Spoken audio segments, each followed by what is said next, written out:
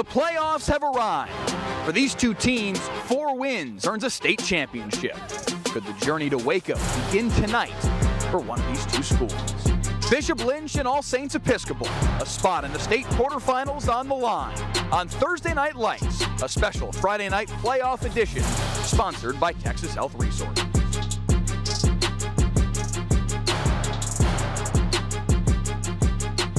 Good evening, ladies and gentlemen, and welcome to McNair Stadium here in Fort Worth, the campus of All Saints Episcopal. Mike Leslie joined by Jonah Javad this week. And Jonah, we have playoff action finally upon us in TAPS Division 1. All 15 teams in this division make the playoffs, but these two teams are teams that expect to at least have a chance to make a run in this postseason. And this division dominated by teams in the Dallas-Fort Worth area, Fort Worth especially, and we've got a couple tonight that really very similar styles. I think their records might not be indicative of just how good they may be.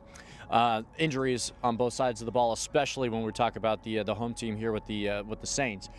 But running the ball will be imperative this evening. I think we might see the shortest game we've ever had on Thursday Night Lights, Friday Night Lights here on this broadcast. Yeah, there's no doubt. You'll see a lot of running the football this evening. You mentioned both of these teams expected to be, I think, better this year than they were. Injuries, transfers, graduation have hit both of these programs hard, but here they are in the playoffs. If you look at their quadrant of the bracket, the winner of this game goes on to face the winner of St. Thomas and TC Addison. TC Addison winless this year, so chances are pretty good it'll be the number 1 seed out of Division 3 that the winner of this game plays. If they're able to get past that, it's the state semifinals, most likely against state title favorite Parish Episcopal, another Dallas area school that has a chance to add to the collection of Dallas state titles in TAPS Division 1. We listed them. There's 15, and 9 of them are from Dallas-Fort Worth. So, I mean, the odds are in their favor. 60% chance your champion's going to come from this area. These two teams do, though, run the football a lot, and that gets us to our players to watch this evening. First, for the visiting Bishop Lynch Friars, Darius Boyd, their running back, is extremely talented, and he'll be going up against our player to watch from All Saints, their linebacker, Cayman Lane. The two of them will see a lot of each other, I think, this evening. Yeah, no doubt. Again, running the ball is going to be everything in this football game, and I'm personally, I'm going to put it on whether one team can force more turnovers than the other. I mean, usually you see a battle of attrition with teams that like to run the football so much. Sometimes it really just comes down to who has better field position, who forces the turnovers. That might be the difference in this game. Boyd on the season already over 1,500 rushing yards. Cayman Lane is a linebacker that just knows how to fill a defensive stat sheet. This is their 10th game of the year, just to give you an idea of what he's done this year. 4 more tackles will give him 100 for the season. He's already got 18 tackles for loss, 13 sacks, 2 forced fumbles, 2 blocked field goals. The kid does it all for this All Saints defense, and they're going to need him to be everywhere tonight to try and check Darius Boyd. All right, let's get you our starters for this evening's game. First, for the Bishop Lynch offense, Darius Boyd, of course, drives the ship, but he's running behind a big and talented offensive line. Center Liam Brace, one of the strongest kids on the team, runs that unit. Also, 2 team captains in that group, Isaac Chavez and Joe Shore. Defensively for Bishop Lynch, Aiden Howard is the man to know. That defensive end, 3-star recruit, looking at Colorado and Villanova, among some others. They've got some talent on that defensive side of the ball. Logan Monroe, another talented player in the linebacking core, and Dylan Monsier, certainly a kid to watch in the secondary. Fort Worth All Saints offense, Matthew Epperson, the quarterback, in there for the injured Hampton Fay. Fay started the first 3 weeks of the year as they started off 3-0. Since then, it has been Epperson or Clark Hillman playing quarterback. Jacob Matlock in the backfield. You'll see him just about as much as you'll see Darius Boyd on the other side of the field for Bishop Lynch. Matlock is the offense for All Saints. Defensively for the Saints, a 4-3 front, a 4-2-5 really. Kevin Shumley, their strong safety / rover. He's a freshman. His coach, Aaron Beck, calls him our anomaly. He said he's extremely talented for a freshman. Still on the short side because he hasn't grown much, just 5'8", about 185 pounds, and very, very talented for a freshman strong safety. Cayman Lane, the other one that we've mentioned already that you definitely need to keep an eye on with that All Saints defense. Head coaches this evening for Lynch, Greg Price in his first year, 4-6 over the course of this span, but hoping to go on a run here in the playoffs. And for All Saints in his 13th year, Aaron Beck in his 34th year overall. The playoffs are underway. Who will survive and advance? Kickoff next on the WFAA Digital Network.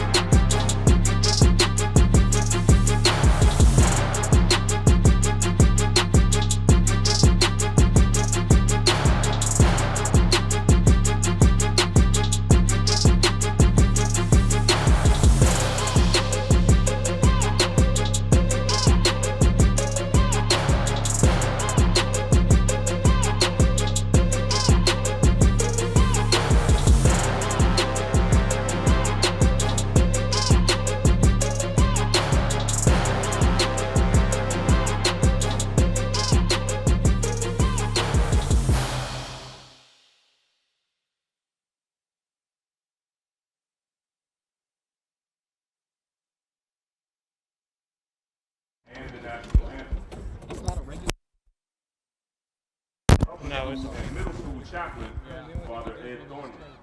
The national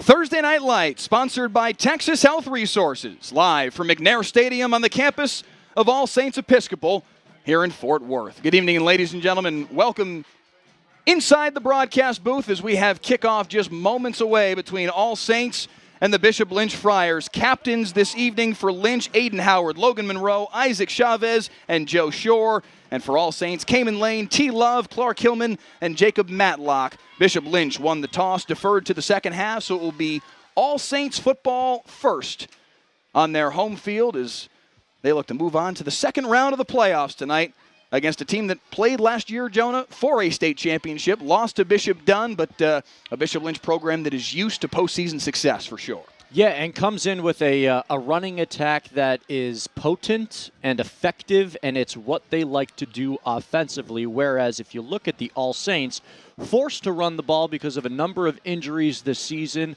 Offensive lineman, star offensive lineman, Tommy Brockermeyer, the junior, out currently with an injury, but his brother James Brockermeyer, another junior, his brother, getting a lot of looks from a bunch of D1 programs.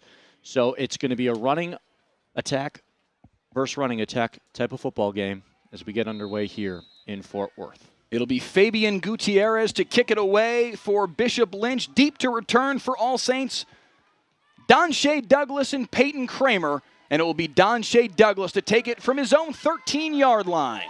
Douglas with a nice seam up the middle, out across the 30-yard line.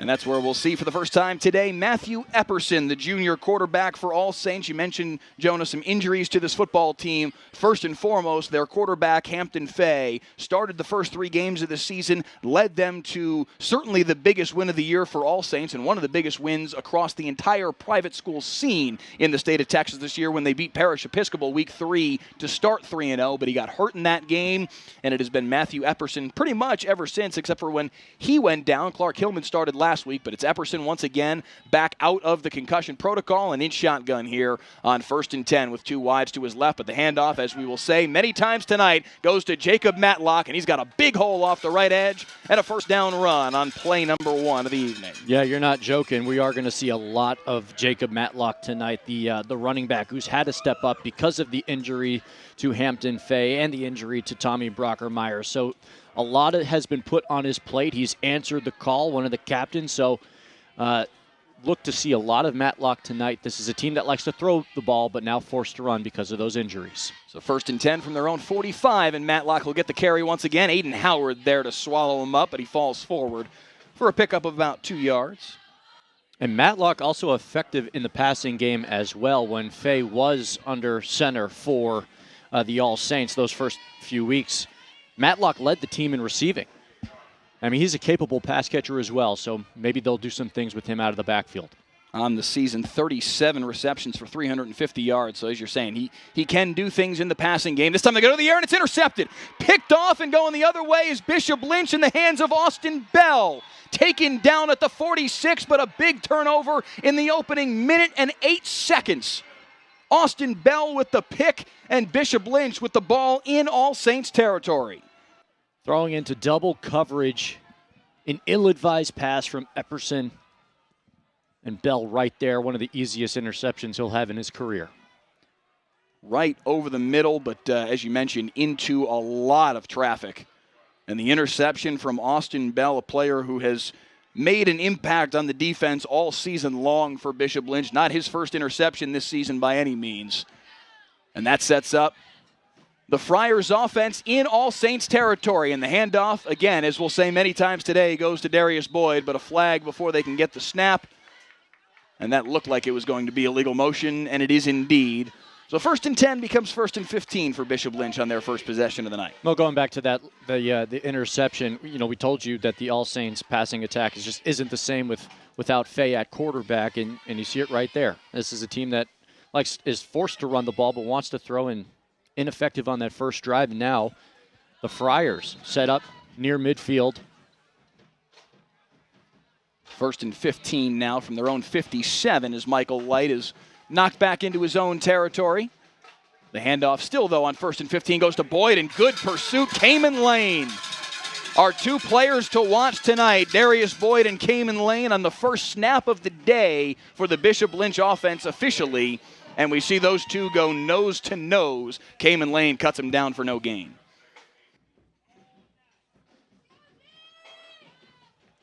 Lane last week, Jonah, 15 tackles, 2 tackles for loss, 2 sacks, 2 forced fumbles.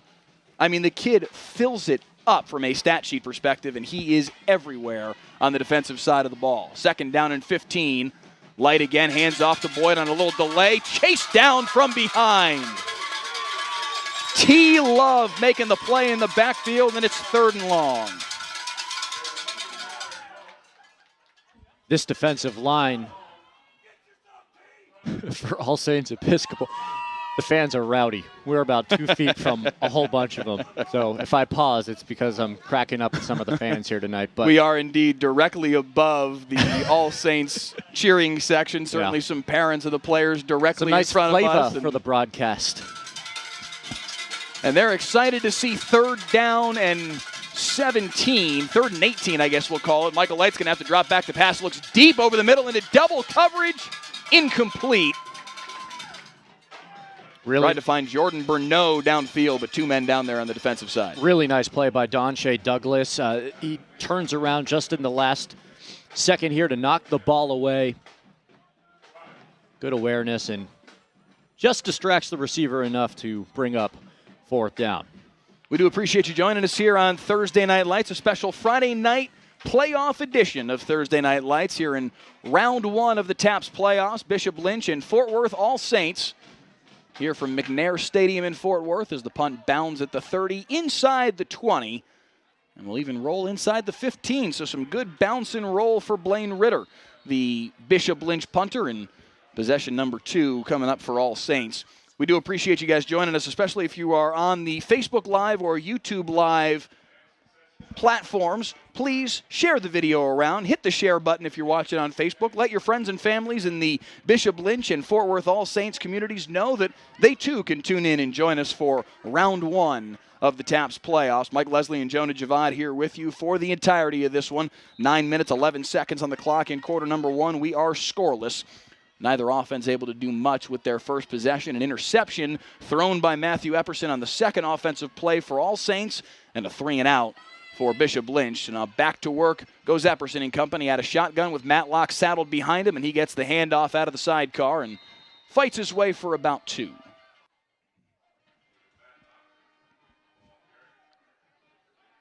Also, if you're watching on Facebook, let us know in the comments, YouTube as well for that matter. Let us know in the comments where you're watching from. If you're tuning in from here in the DFW area, let us know. But certainly if you're watching from far afield, we'll have fans tuning in from Missouri and Oklahoma and all over the country letting us know that they're watching nephews and grandsons. I love seeing the comments the for where people are watching this from. It's awesome, the internet these days. 2nd down and 8, and in the backfield immediately. Nice play by Buzz Jurdy to swallow up Matlock. I had to do a double take earlier tonight when I saw Buzz Jurdy walk onto the field because I thought he's a large. I thought it was 2 players in one. He's a large man. He's every bit of the 6'4" that he's listed as. Yeah, no doubt. He's going to be a problem for this real good offensive line for the Saints. It's gonna cause some trouble up front though. Not every high school around the area has height and weight rosters. Bishop Lynch is one of those schools that doesn't. So we're kind of hit or miss as far as some players you'll be able to find it on the internet, others you can't. Buzz Jurdy, we were able to find a height, 6'4". That's a nice catch over the middle. Is made by Tony Lacey to get him a little bit closer to the sticks for 3rd down here. Buzz Jurdy, we were able to find a height. He's 6'4". We were not able to find a weight. But I got to imagine he's all a 6'4", 260, maybe 270. He's a big boy and made a big play there on 2nd down. Now 4th down after that 3rd down completion, and they're going to go for it. They may have gotten a free play here, so that'll be a 1st down either way, but they're going to go deep down the right sideline, and what a catch by Peyton Kramer. Wow. Tumbling his way across midfield. Flags all over the place on the front end and back end, but I believe both will be against Bishop Lynch, and that sensational pitch and catch from Epperson to Kramer should stand. Wow. Epperson just giving his man a shot there, one-on-one coverage. Kramer just times it perfectly, picks it right out of the sky. Obviously the penalty declined against the Bishop Lynch defense for jumping off sides. That's our referee this evening, Rick Collins, that you just saw for the first time tonight. Donnie Ramos says, watching from Irving, says, go Bishop Dunn. Kimry Kistner, Kimry, I apologize if I'm mispronouncing your name, says completely neutral, no relatives on either team, just watching to watch. Kimry, we appreciate that more than you possibly know as they swing it out on the right-hand side for Matlock, spinning his way through the tackle of Dylan Monsieur and close to the 1st down marker. Yeah, that's a nice play by Matlock. We mentioned his ability to catch the ball out of the backfield, get some great blocks downfield. Seeing a Let's Go Skeeters comment. I think they're talking about Mesquite Poteet on that one. Kimry Kistner says she's watching from Topeka, Kansas, and yet doesn't have any relatives in the game. Again, Kimry, we love you for that. That is very appreciated. Just somebody tuning in to watch some football. That's awesome. 2nd down and 1, and Epperson swings it near side. That's Donshea Douglas, their corner, who also does playing some spot duty on the wide receiver side as well. He's one of their 6 very talented wide receivers, and he's got enough for the first down there. I'm seeing some California on here as well. Frankfurt, Germany. Sandro Sinella watching from Those are Frankfurt, my favorites. Germany. Frankfurt, what are you doing? Fantastic. It's the middle of the night. Go to bed. I'm kidding. Watch us. Hey, click the share button. Let the folks in Germany know they can tune in for TAPS Division I action. 1st and 10 What for if it's Epperson. Dirk? What if Dirk's watching? If Dirk's watching, this is the greatest broadcast in the history of Thursday Night Lights. Matlock falls forward for maybe half a yard. I don't even know if he got that. Maybe just right at the line of scrimmage. I like what the All Saints are doing offensively. I mean, obviously the interception by Epperson, his first pass of the game wasn't so good, but they're giving him easy passes to get into a rhythm early on in this game. I didn't even realize before Donnie Ramos said, go Bishop Dunn. Bishop Dunn isn't playing tonight. It's Bishop Lynch. But we appreciate you watching just the same. Bishop Dunn is playing in the first round of these playoffs. They throw it deep over the middle, wide open, touchdown, Donshea Douglas.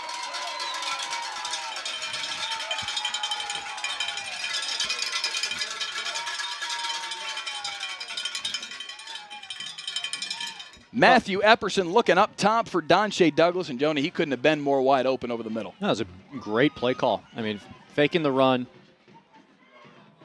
and that opens everything wide open.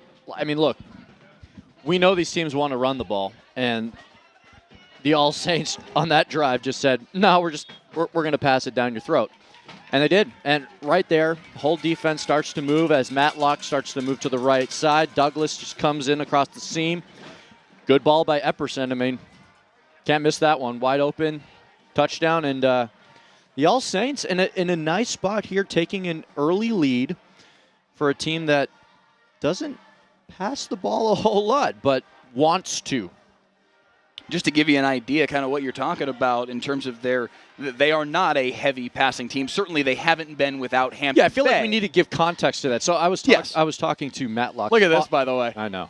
They call him Dancing Douglas. No, I was talking to Jacob Matlock's father before the game. Matlock's the running back for the All Saints. And he said, listen, this is a program that historically has just had great quarterbacks, likes to throw the ball. His son, Jacob, had, I think, 1,500 yards as a sophomore, but that's because their quarterback had 1 million passing yards as well. I mean, it was just it was just a potent offense, but because of injuries, as we mentioned earlier, it's kind of changed what they like to do. So it's kind of like fitting a square through a circle. It's just it hasn't fully fit. But you saw right there on that drive, Epperson looked capable. Went right back to work, made some easy throws, got in rhythm, and then the touchdown to Douglas. So a nice start for the All Saints. We do have our scoreboard backwards there. It's 7-0 Saints in front. It's all over the place. But there we go. will get that situated. Thank you so much to our director in the truck tonight, Raul Garcia. 7-0 All Saints in front. Matthew Epperson to Donshea Douglas on the touchdown, and then you may have seen Andrew Lynn punch it through for the extra point.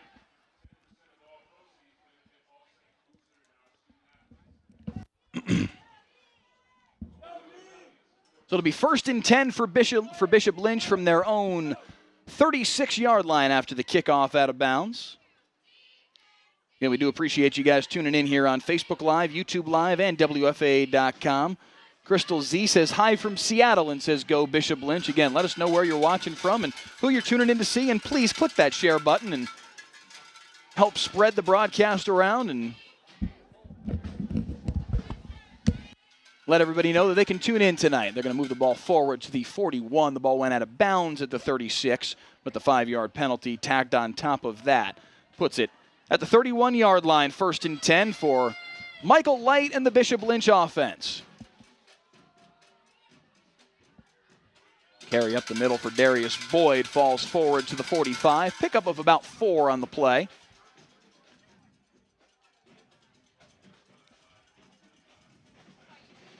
Boyd, 6 foot, 207 pounds. Jonah on the season, over 1,500 rushing yards, averaging over 150 yards per game. He has been sensational all season long for this Bishop Lynch football team, and he really is their offense.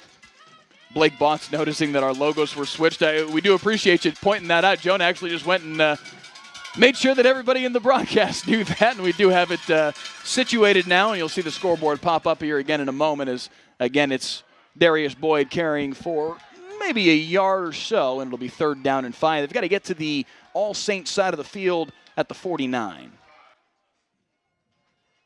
If you guys only knew the struggles we were having with our clock this evening, trying to get the system to feed it appropriately, and we were never able to quite solve that problem, so we're running it manually tonight on 3rd down and 5. Handoff to Boyd. Penetration in the backfield and nowhere for him to go. Marcus Childs finishing him off, maybe a gain of a yard, but it'll be 4th down. You think the Saints got the scouting report on Bishop Lynch? Goodness. This is the struggle for both of these two football teams, and we saw All Saints kind of shake that on their first drive with the play action and the deep ball over the middle. Sometimes you just have to get away from whatever you do. I mean, I know coaches like to do what they're comfortable with, but I think some will admit to you they're just not aggressive enough, and you just have to be. Blake Botts noticing that we pronounced his name correctly, apparently, and he said he appreciates that. That is a broadcaster's dream. That is all we're trying to do in this world is pronounce names right, especially for high school kids that there is no pronunciation guide for, so a lot of times we're reliant on head coaches to let us know how to pronounce their names, and I can't tell you how many times I've heard a coach say, Mike, I don't even know how to pronounce a kid's name. So we're doing our best, but Blake, we've got a lot of practice at making our best guess. Well, as someone who used to cover hockey for six years, I can tell you I've seen almost every spelling of a name imaginable. So Bishop Lynch got advantageous field position, but they are not able to do anything with it. 3 and out, and they punt it back to Matthew Epperson in this All Saints offense. And with a 7-0 lead, they go back to work with Matlock. Nice cut up field and falls forward to the 30. Give him 5 on the carry. It'll be 2nd and 5. So, yes, if you're wondering why you're not seeing a time this evening or a down in distance or any other information that you'd normally be used to seeing in our Thursday Night Lights broadcast, the play clock is usually there as well. What quarter we are in. Unfortunately, all of that information is going to be reliant on us to tell you this evening. And while we're on that topic, first quarter, 3:45 left as the carry goes up the middle once again. We should just not tell them, and then the game will end, and nobody will have any idea what quarter it is. Could you imagine? The game ends at sunrise. They give Matlock just barely enough for a first down on that to the 35-yard line. Yeah, the game ends at sunrise. We play till sunrise. 1st and 10 from their own 35 now for Epperson. And again, the handoff to Matlock. This time, the Bishop Lynch defense there to cut him down. Logan Monroe there to finish him off. Derek Morgan says, hello from Huntsville, Alabama. Says, roll, Tide, roll. That's a young man that's not having the best week after the loss to LSU. Don't mean to rub it in, just bringing it up. Scoreboard watching on Saturday, my man. Janice Epperson Neiman from Kennesaw, Georgia, says that they love being able to watch their nephews, the Epperson brothers. Matthew Epperson, the quarterback, and Maddox Epperson, the right tackle, number 63, who also is a key piece on the defensive line for All Saints.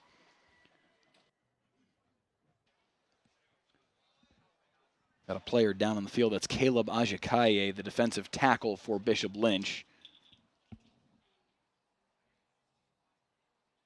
Trainer's quickly over to him to attend to him. He's still laying on his back at the moment. We'll try and figure out exactly what happened here.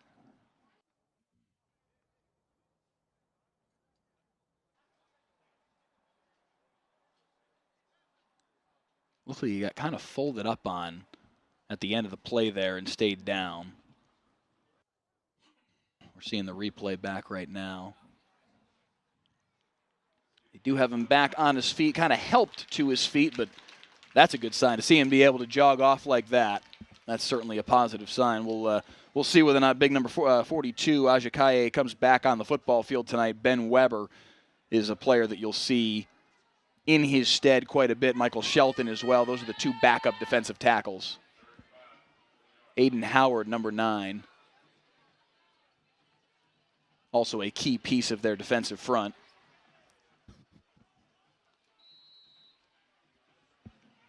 So it'll be 3rd down and 5 after that.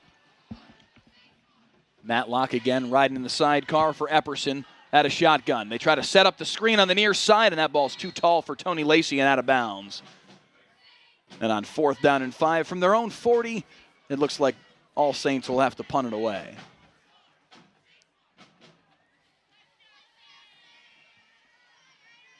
It is not uncommon for All Saints to look like they're going for it and then back up and punt the football at the last moment. They tried to draw a man offside. No. They do. The ball's on the deck. No, I'm not seeing any flag. Maybe they think that Aiden Howard got back on side in time, and in that case, it's Bishop Lynch football. No flag is thrown, and it's Bishop Lynch ball at the 37-yard line. That's not something you can challenge either. Well, it's high school football. We're not going to see any challenges until we get to state championship games, but that is a major development because you imagine a lot of what All Saints is trying to do there is draw the offsides. It's 4th down and 5. They have an opportunity to pick up the 1st down if they get that call. Yeah, backfired. I'm not sure he got back in time. Bishop Lynch kind of getting away with one here, and on 1st down, they're going to throw it on the far side. Hall pass, but caught by Jordan Burnett, and he's off to the races inside the 20, dragged down from behind. Oh, man, that second turnover for All Saints is such a momentum killer. Now Bishop Lynch got life. Ball in All Saints territory. Big play there on 1st down, and the Friars looking to even this game up. It's going to be 1st and 10 from the 16 as we've got Bishop Lynch already in the red zone. One play after the turnover on downs. Straight eye set. And the handoff to Boyd. Oh, fighting his way and getting hit hard at the end of that play. Maybe got a yard. He is a workhorse for this football team. Yeah, he's taking a bunch of hits tonight early on. 55 seconds left here in the 1st quarter on Thursday Night Lights. A special Friday night playoff edition is that way. You saw the big hit come in there from Tony Lacey at the end of the play. They give him no gain on that, and it'll be 2nd down and 10. Aiden Howard in the fullback position. They're going to throw it over the middle, deep down the center of the field. Caught, touchdown. Almost the same exact play that the All Saints ran for the touchdown there. Bishop Lynch answers back. Matt McLaughlin over the middle off play action. And with two teams that love to run the football, play action. Setting up both touchdowns so far tonight. Hey, listen, it's your best friend. If both teams know you're – listen, the scouting report on both teams like to run the ball. We know it. They know it. So what's your best answer? Play action, RPOs, things to get the defense going one way and then doing another. Both touchdowns tonight have been faking the run, going to the end zone on a seam route. Great ball here, by the way, from Light. Led him perfectly. Yes. And nice hands from McLaughlin to reel that in. Extra point was put up and through by Fabian Gutierrez, and it is 7-all here late in the 1st quarter in round 1 of the TAPS Division I playoffs. Winner of this game moves on to the state quarterfinals, also considered the regional round of the TAPS playoffs. They'll play the winner of St. Thomas out of Houston, the number 1 seed out of District 3, and TC Addison, the number 5 seed. TC Addison 0-10 this year. Chances are very good the winner of this game will play St. Thomas in the 2nd round of the playoffs. If they can get past that, what likely lurks is for Bishop Lynch a rematch for both of these teams. For both of these teams, it would be a rematch with Parish Episcopal. All Saints did beat Parish earlier on this season, their 3rd game of the year, their biggest win of the year by far. With Hampton Fay. Right. Bishop Lynch lost to Parish Episcopal, a game that we had here on Thursday Night Lights back in the middle of December, 54-14. Parrish is loaded, led by Preston Stone, the all-everything quarterback, as that ball is kicked out of bounds. The number 1 or number 2 dual-threat quarterback in the entire country for the class of 2021, depending on which recruiting service you look at, Rivals, 24/7, whatever the case may be. He is absurdly talented, and they are the favorites to win the Division I state championship. Taps has got a whole bunch of talent for the class of 2021. Stone at as the dual-threat quarterback, and then the kid who's not playing tonight, junior, Tommy Brockermeyer, the brother of it is kind of crazy to think about that. James, but yeah. So Tommy Brockermeyer, the number 1 offensive tackle in the country, the number 1 player, period, in the state of Texas for the class of 21, the number 3 player overall for the country for the class of 21. He's a Taps kid. Preston Stone, Taps kid. James Brockermeyer, the number 3 center in the entire country for the class of 21, Taps kid. It gets kind of a bad rap from folks that are used to the UIL, but there is serious, serious talent in the private school scene, particularly in the TAP scene, and we're seeing that play out tonight, and we're seeing that play out writ large in the playoffs here in Division I. Kickoff fielded by Don Shea Douglas, and he's got a little bit of a lane up this near sideline. Finally dragged down and knocked out of bounds at the 43, but a nice kickoff return by the stud corner, Don Shea Douglas. I really like his game, especially in the return game. I mean, that's twice now. I mean, his first return wasn't as long as that one, but he's got a natural ability to find where the lane is and just go. Made a nice play on the offensive side of the ball a little bit ago to help pick up a first down. He's done a lot of nice things here in the early going, and of course has the touchdown reception tonight as well. He's had midway through the first quarter. He's had one good return, one great return, a pass breakup, and a touchdown catch. Not a bad first quarter. 23 seconds left for him to do something else. 1st and 10 for All Saints from their own 43 after the nice kickoff return, and Matlock will get the handoff, strung out on the far side, and a nice play to knife into the backfield. That's the young man who made an interception earlier, Austin Bell, dragging him down in the backfield for a loss of about 5. I never liked that play at any level. I mean, unless that the running back has elite speed and your offensive line can set that edge, it's always going to be a loss of yards. And I mean, they know the moment. There was no other option on the backside except for the quarterback to run. And that wasn't a threat. Epperson wasn't a threat there. And, of course, a big loss. So I think they've got to get Matlock going more north-south. Yeah. He's capable of running between the tackles. And get him in space through the passing attack. We've seen a little bit of it. He's had one catch, went for 10-plus yards, picked up a first down. It's something he's capable of doing. So I don't understand the stretch runs. End of 1 here at McNair Stadium. 7-7 our score. All Saints got the scoring started earlier. Matthew Epperson to Don Shea Douglas on a play-action touchdown pass. And then we saw just about a minute ago the touchdown pass from Michael Light to Matt McLaughlin to knot this game up at 7 apiece as we are through 1 quarter of play here on Thursday Night Lights, the penultimate edition of Thursday Night Lights. We'll have one more broadcast next week on the TAP scene as we'll have a state quarterfinal matchup. We're not sure what game yet, but as soon as we know, we'll let you guys know. Penultimate's my favorite word, by the way. It's one of the greatest words in the English language. One of my There's favorite. No question. And half the people in America, understand what it means. My wife was like, you just say that because you want to sound smart. And I said, you're right. You're absolutely right. Throw over the middle, nearly intercepted as they tried to find Tony Lacey. He laid out for it and nearly tipped it into the hands of a defender. And that's going to bring up 3rd down and a mile. They're waiting for the football. That was Ty Medak.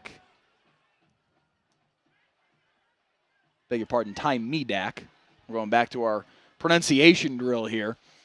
3rd and long now for Epperson. At a shotgun, he's got 4 wide receivers. Looking on the near side for Matlock. Takes a big hit and stays in bounds, but finally corralled and hit hard right at the 43-yard line. That'll get him just beyond the original line of scrimmage, and it'll be 4th down and 9. Yeah, Matlock's a tough kid, and I love this. Get him going in the passing attack. He's got great hands, shows it off, the strength to get a few extra yards. Man, did you see the hit at the end of that play? Court Doyle came in and laid the wood, but to his own teammate, Matthew Moore, on the business end of that. And they're going to go for it here on 4th down. Over the middle, incomplete. They decide not. A flag flies in at the end of the play. They went for Don Shea Douglas over the middle. Risky decision from Aaron Beck on 4th down and what ended up being a little more than 10 based on where they spotted it. They throw it over the middle for Douglas, but he draws a flag on the incompletion, and that's going to be a free 1st down and a big play for this All Saints offense. I thought it might have been offsides there. They didn't throw a flag for that. It was close. That was Ty Medak again, flying in. And look at Coach Beck coaching this game like I play Madden. Just rolling the dice. Riverboat Beck. That's pretty good. You caught me mid-sip of water, and I almost spit it out. Yeah, you almost blew up the broadcast with technology. 1st and 10 from the 42 now after that, and a dangerous pitch out to Matlock, and he's able to pick up about 2 on the play. Yeah, you almost sprayed water all over the Matlock family. Come on, Mike. We do indeed have the Matlock family and a couple other All Saints families sitting directly in front of us in front of the broadcast booth. 1 minute gone by, 2nd quarter. Oh, some extracurriculars in this one. There's some good pushing and shoving going on between both lines tonight.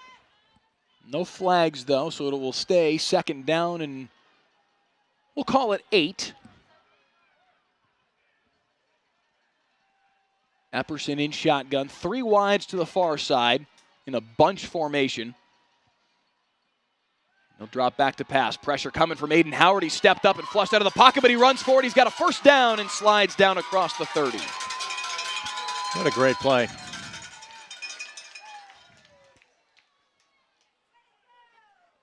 Real good feel. There are definitely circumstances where that decision has to be made quickly, and Epperson did exactly that, but it's all going to come back on a hold. Right out of the replay, we see Rick Collins letting everybody know a hold against the All Saints offense. I wonder if we run that replay back once again. I wonder, was it the left tackle? Because we saw a man go down on the far side of the play. Oh. Yeah, he gets dragged down to the ground. I didn't catch a number, but I'd bet dollars to donuts that it's Maddox Epperson, the brother of junior quarterback Matthew Epperson, the younger brother of the quarterback that was trying to help his buddy get out, and he wasn't quite able to do so. Or at least he wasn't able to do so without getting caught.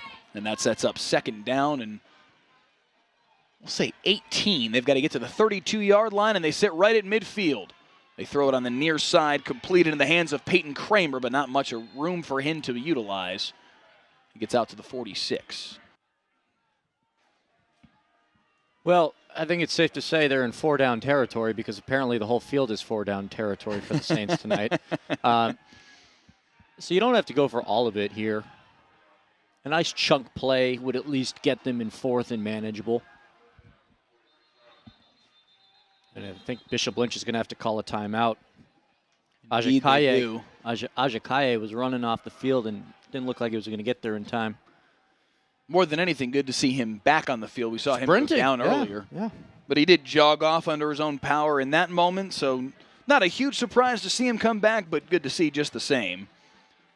So a break here before 3rd down and 14. Again, they've got to get to the 32 on Bishop Lynch's side of the field.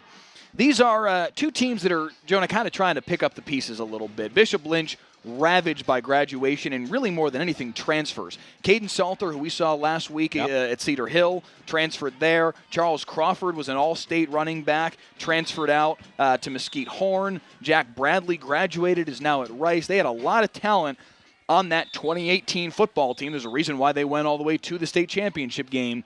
This year's team kind of ravaged by graduation as well as by those transfers, and just not the same team that they were. By the same token, All Saints has struggled injury-wise. Yeah, we've talked about the injuries with Hampton Fay going down. I mean, he was great as a starter, 10 touchdowns, 1 interception in those first 3 games, all 3 wins, mind you. But their offensive identity has changed to a run-first attack now because of the the injury to the starting quarterback, Tommy Brockermeyer. We mentioned him, one of the best offensive linemen in the country for next year. So they're having to kind of pick up the pieces in that regard. But still, the Saints have a lot of talent on that offensive line, which is certainly helping them out tonight. 3rd down and 14 now as they're back out and ready for action. 4 wide receiver set, 2 to either side for Epperson. Pressure coming, but he throws it deep over the middle. In between 3 defenders, he had a man open. Kelvin Brewer downfield had kind of split the difference on all 3 receivers, but they weren't quite able to hook up, and it'll be 4th and 14. It's close. I wonder if he could have dove for it. It was close, but I mean, that in some ways that might be a business decision. He was prepared to take a lick if he had dove for it. So they will punt it away this time on 4th and 14. I'm so confused. Big bounce and a very good All Saints bounce all the way down inside the 10, maybe the 8-yard line by the time it finally falls dead. Can we text Coach Beck and ask him why he went for it on his own 40-something, but then punts from their 40-something? Towns Connor, I beg your pardon, punting that one away. I get it's 4th and long, but it was 4th and long the last time too, Mike. Beg your pardon, T. Love. There are 2 number 4s for some reason on my All Saints roster. I'm not sure how that happened. T. Love, no, punting that one away. No relation to G. Love and Special Sauce. I did. If you know that I band, did find that one interesting. T. Love. His name is T. It's not T-E-E. It is the letter T. He goes by T. That's it. T. Love. Handoff goes to in a big hole for Darius Boyd, and he's out across the 25 and cut down at the 27-yard line. T. Love, by the way, if you're a Fort Worth native and you know the Lonesome Dove Bistro, that's T. Love's father, the relatively well-known chef, Tim Love. T. Love. You love to see it. I'll leave. I'm sorry. That's where we just went in this broadcast. I'm trying. First down run for Darius Boyd. Gets him out to We got to fill these non-commercial breaks with something, Mike. 28-yard line, I guess we'll say. Handoff to Boyd. And again, Boyd. A big hole. Look at Darius Boyd go across midfield. Finally dragged down. Darius Boyd, and credit to the offensive line from Bishop Lynch, opening up some gashes for him. Oh, Boyd is starting to cook now. Look at that. He's getting better as this game's gone along. I mean, just progressively. The lanes are starting to open up. Cayman Lane able to drag him down finally, but not before he gets all the way out to the 45-yard line, down to the 45-yard line on All Saints side of the field. And it's a fresh 1st and 10, and that'll be a false start against Isaac Chavez. What does that say about Lane to chase him down? Okay. A couple really talented middle linebackers playing in this game. Lane's legit. Yeah, Lane can play. He chased him down just as much as Tony Lacey, the free safety. I mean, 6'1", 225, but can move him. We talked about the way he fills up the stat sheet. So you're watching a heck of a middle linebacker in Cayman Lane. Matter of fact, Aaron Beck, their head coach, said to me earlier this week when we were talking on the phone, he said, if there's a better inside backer in Tarrant County, I want somebody to show him to me. 1st and 15 after the penalty. They swing it out on the right-hand side. Not a whole lot of room for Carlos Marquez to work with. 8:14 second quarter here on Thursday Night Lights. Again, we do apologize for the lack of a clock this evening.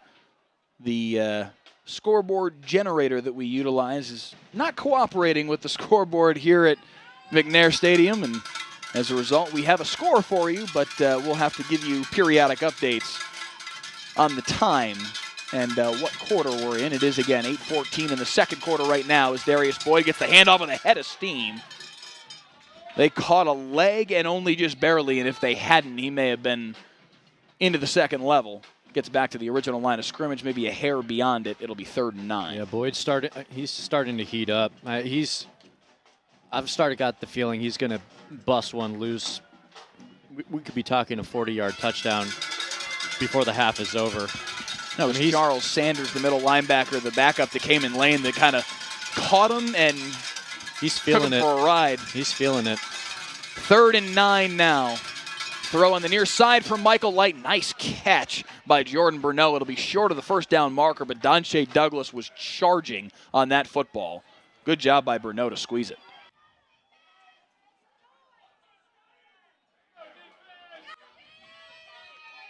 So it'll be 4th down and 4. They need to get to the 35-yard line, and it looks like Bishop Lynch is going to go for it here.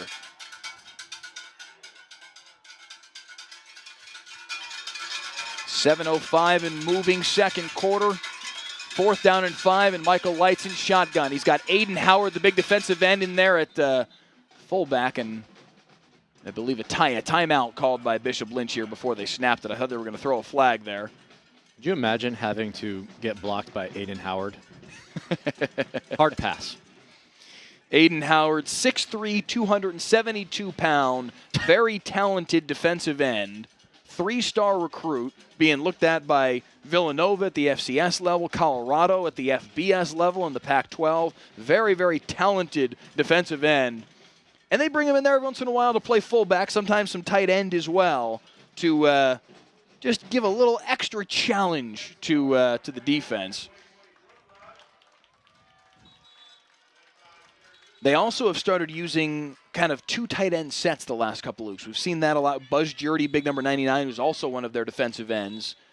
Aiden Howard, a little bit of Weston Walls as well, the 6'5", 215-pound senior. They'll use some of these 2 tight end sets just to have enough blockers in the box. They know that the teams are, like we've talked about already, teams know what they're going to do. As a result, you'll see 8, 9 men box. They're saying, okay, then try to stop it. So on 4th and 4, the handoff to Darius Boyd. Met and thrown back. Cayman Lane. You will not get the first down. He's short by 1.5 yards, and it's All Saints football.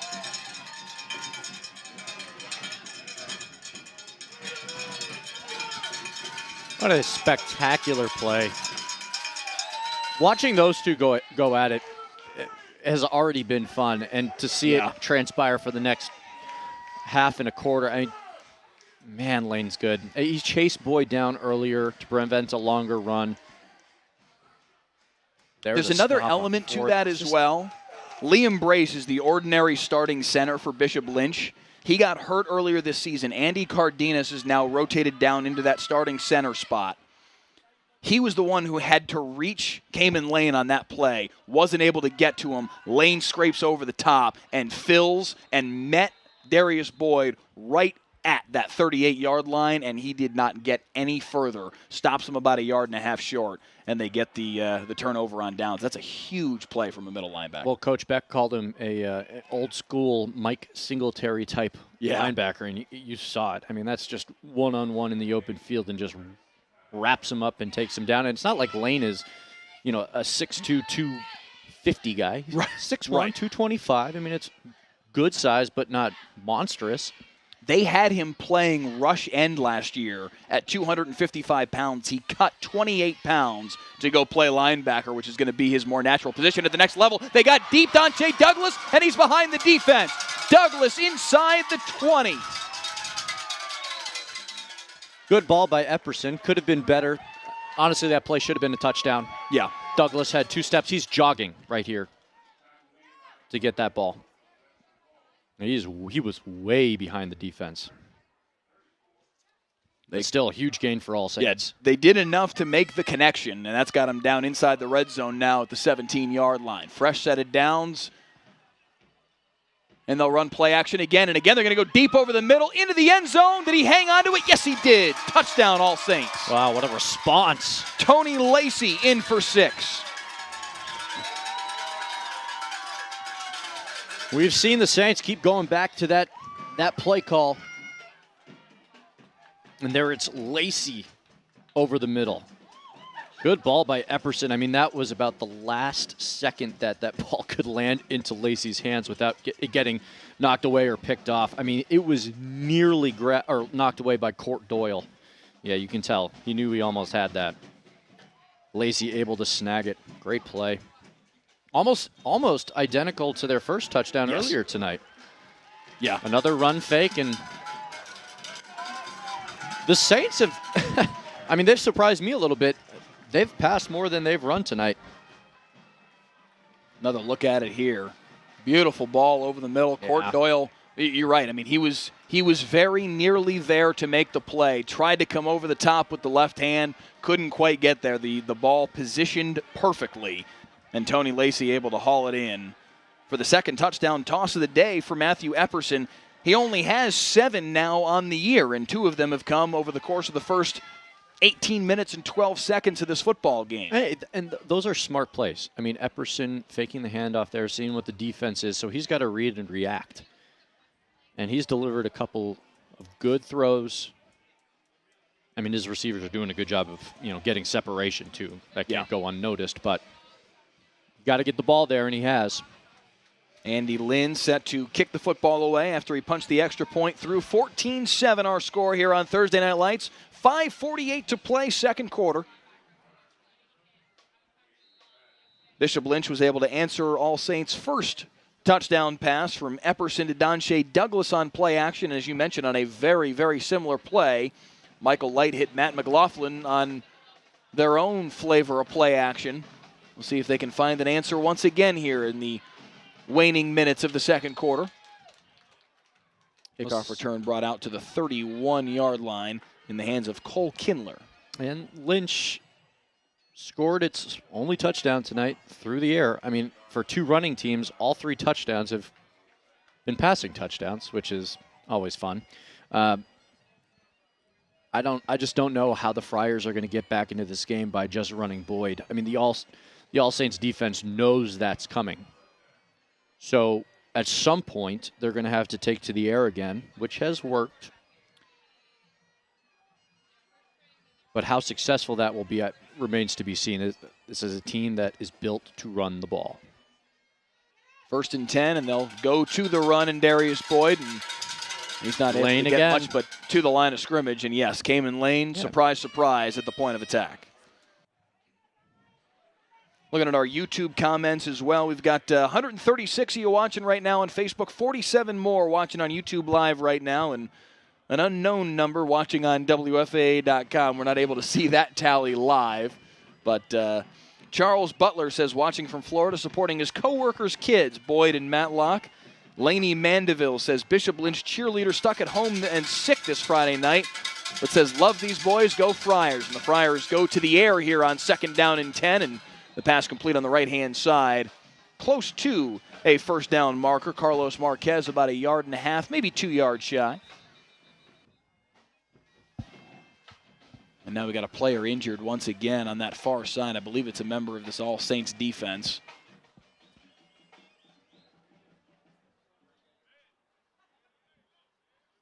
Looks like Peyton Kramer down on his back on the far side.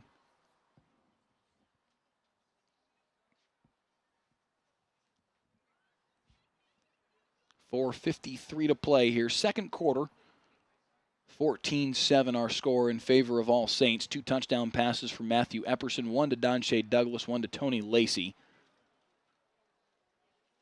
Michael Light for Bishop Lynch with a touchdown pass to Matt McLaughlin, the scoring play for Bishop Lynch. But what concerns me right now is they're running a stretcher out on the field right now. Yeah, we can't quite see from our vantage point. If you're not a big football fan, or if you don't normally watch the game, this is not a common occurrence. We don't want to jump to any conclusions, but I think we can at least say it is concerning to see them doing this.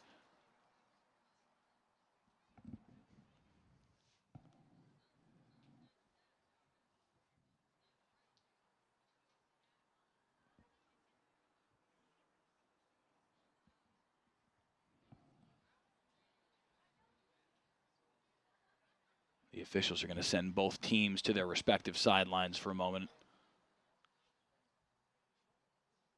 Give the training staff and the ambulance staff a little bit of space to do what they need to do.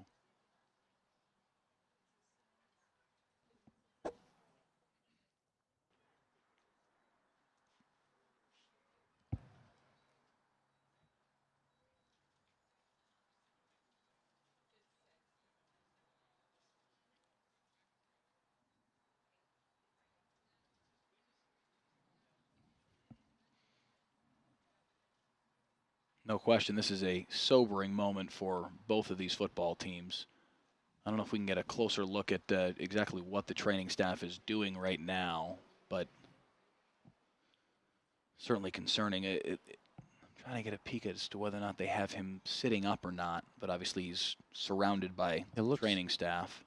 Looks like his knees are bent.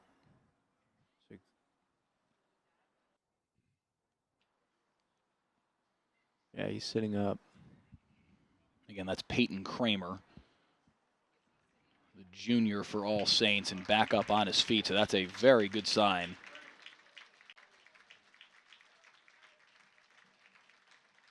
It's extremely concerning when you see a stretcher wheeled out on a football field. It's a really good sign when the stretcher leaves without that football player on it, as Peyton Kramer walking off under his own power. A scary moment, and I think the coaches are saying, hey, still give him some space here. But very good news to see Peyton Kramer walk off under his own power. Still explaining, it looks like, to the coaching staff exactly what happened there. See if we can get a look here at what transpired as he came in to make the tackle, and he got kind of caught by his own man and knocked back. He got kind of cantilevered. Lane came in to help him make the tackle, and I think it may have been the hip of Lane that kind of caught him in the face and knocked his helmet back, knocked his head back. Mm-hmm. Scary moment there for Peyton Kramer, but again, very good to see him come up off the field under his own power and walk off. We'll keep an eye on him and see whether or not he would return at all this evening, as the ball's carried up the middle by Aiden Howard, and he's got enough for a first down. Again, we'll keep tabs on Peyton Kramer and seeing a lot of folks on our Facebook live feed throwing up the praying hands emoji and typing that they're praying. But again, very, very good sign to see Peyton Kramer, number 6, the junior for All Saints, back up on his own feet and walking off the field. He's sitting on the left-hand side of the bench right now, talking to the coaching staff. But again, promising things for sure. Yeah, one of the scarier parts of that is you see his family in the crowd and go down to the field, and they just want to know what's up. I mean, his father, I believe, played for Coach Beck. Yeah. Back in the day, so it just makes it very real. As opposed to being just a game, right? Second down handoff to Boyd. Nice cut, and he's got a first down once again across the 50 to the 45. And a fresh set of downs. But yeah, there's no question. As much as we all love the game, we love to watch, we love to take part when we're young enough to do it. But yes, man, it's a lot more than a game. Yeah. Our umpire caught a faceful. That is Jerry Stanley catching the brunt end of that. The end of that play. Not a whole lot he could have done about that one. You gotta stay Still woke. Shaking it off. Stay woke, Jer. Cam Lane's coming. He's still shaking that right hand. He caught a little more than I think he would have preferred to. Was it Cam Lane that ran into him? No, it was. Looks like it was 52. That's Hazmit Singh, the defensive end. Is he all right? Sent him tumbling to the turf. He's good. I think he's getting looked at now by the training staff. I think he's okay, but he was kind of shaking that right hand real quick. Oh. Got a quick squirt of water and back to work. 1st and 10 for Bishop Lynch. Again, methodically running the football behind Darius Boyd, big number 24. 3:43 on the clock, second quarter. 14-7 our score in favor of All Saints. But Bishop Lynch trying to drive for a tying score.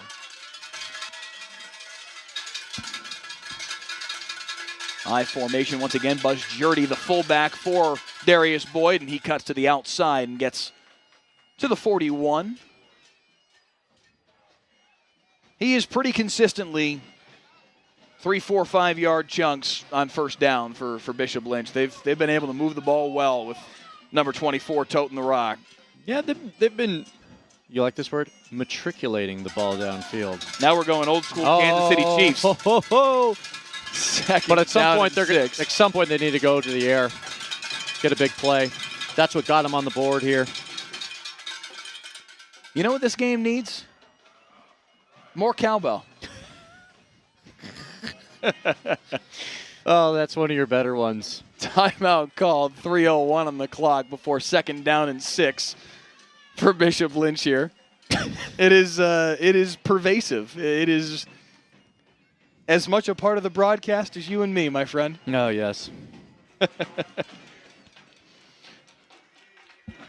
Raul Lily Garcia. Again, I apologize if I'm mispronouncing your name. Says in the Facebook feed, matriculating, question mark? I think that's our director. Kidding. I mean, I suppose it could be. Could be. Yeah, matriculating. Listen, SAT season is coming up. Y'all need to come prepared, all right? Our director this evening is Raul Garcia. Our photographer up on top is Ian Gordon. So it's entirely possible that Raul Lily Garcia is maybe that's a combo Facebook account with him and his wife. Sounds like possible. Sounds like a burner account to me. And he just got in our ear. He said it's his wife. There it is. Well, I'm assuming your name is Lily, Raul's wife. Thank you for watching. We appreciate it. Second down, rather, as we're back to the action, and they swing it on the right-hand side for Marquez. But again, the defense for All Saints just there to cut it off play after play. Abel Baker says he's a Nolan Catholic fan tuning in. Abel, we appreciate you watching from Vina del Mar, Chile. That is from far afield. We appreciate you tuning in, my man. Thank you so much. Can I get a plane ticket? Can I hold the dollar? 3rd and 4 now from the 39. Big play here late in the second quarter. 2:23 and moving. Bishop Lynch trying to find a game-tying score, and they're going to go to the air to try and convert. Michael Light with pressure in his face. Gets away from the first attempt to sack him. Looking downfield. Has a man. It's Burnett. Complete first down. What a fantastic play by Light. Are you kidding me? Michael Light. What a play. Oh, he looked dead to rights a few times there and able to escape the pressure.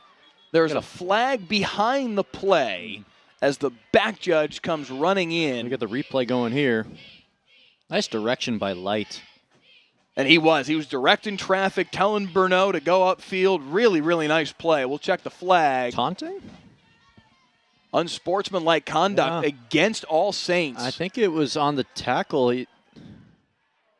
Yeah, okay, we just saw it on our own feed here. Tony Lacey stood up over top of him and kind of glared down at him after the hit. So that's going to cost All Saints 15 yards. I don't know if that's worthy of a flag. I guess it is, but, man, let the kids play. That's a good hit. Clean.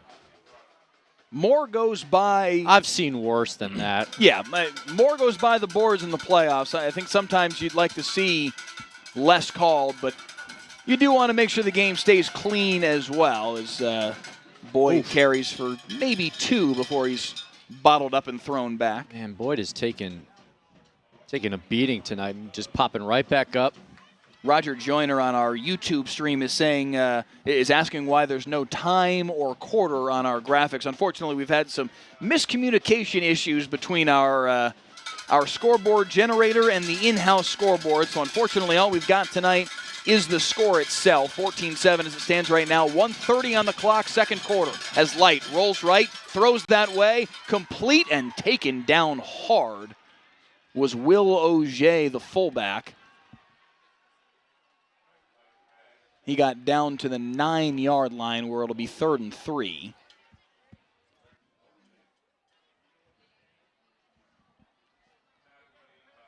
.105 to play, second quarter.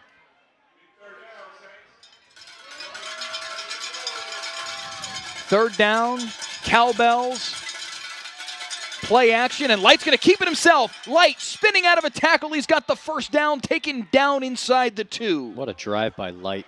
Doing a great job.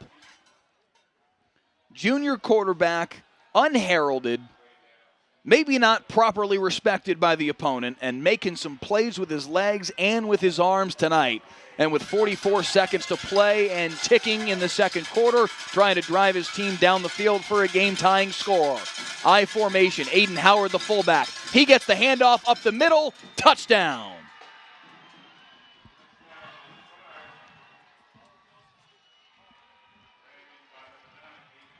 You want to tackle 6'3", 272? Nope. I don't either. Touchdown, nope. Aiden Howard, and they're an extra point away from knotting it up late here in the second quarter. Could you imagine playing like backyard pickup football with him as a kid? Nope. No thanks. That Thanksgiving, that turkey bowl with Aiden Howard must be a riot.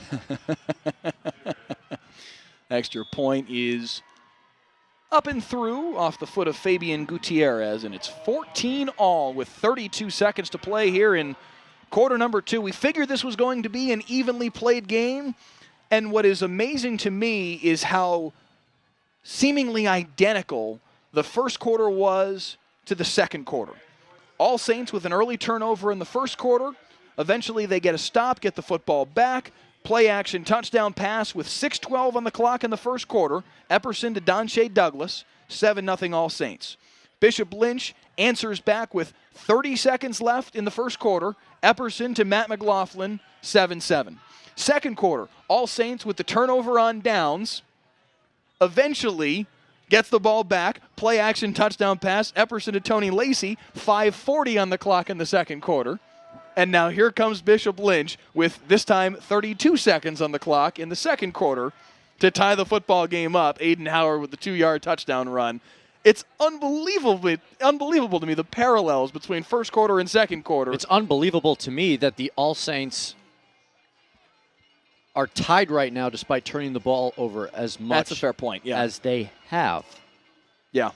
Their defense has bailed them out in a couple of spots. Yeah, absolutely. But, I mean, to turn the ball over like that and still be tied, granted the Saints don't get the ball to start the second half. Lynch will start with it, but that can't go unnoticed. I mean, if you're losing the turnover battle as bad as that, and you're still locked in a 14-14 ball game, you take that. Short kickoff fielded on a hop. Marshall Koo taking it across the 45, and they'll mark him down at the 46. 27 seconds on the clock here in the first half. And we've seen some big plays from the Saints offense. Yeah. I mean, and they've got all 3 timeouts to work with. They do not have a ton of field goal range on the foot of Andrew Lynn.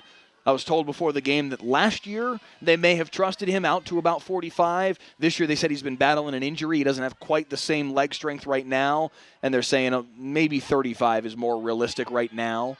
So they would have to get the ball pretty deep into Bishop Lynch territory to have a shot at that. But with 27 seconds and all 3 timeouts, why not give it a shot? And they throw it on the left-hand side for Donshea Douglas, and he dances his way across the first down marker to the 43-yard line on Bishop Lynch's side of the field. 19 seconds on the clock, and a timeout called by All Saints. Look at this. Oh, that's a nice little move. Douglas has really good body control. Yeah. Yeah, that was the biggest thing that Aaron Beck said about Donshea Douglas is he is a really good athlete. Yeah. And we have seen that play out. Oh, you see it. He's got awareness. He understands his space. His speed. One of the toughest things for young athletes is understanding changes of speed and pace. They just want to sprint in a straight line and have that ball delivered to him. When he made that big catch earlier tonight, he had to slow his running speed down so he could catch the ball in stride still, as opposed to sprinting and then stopping and then letting the defense just collide up into him.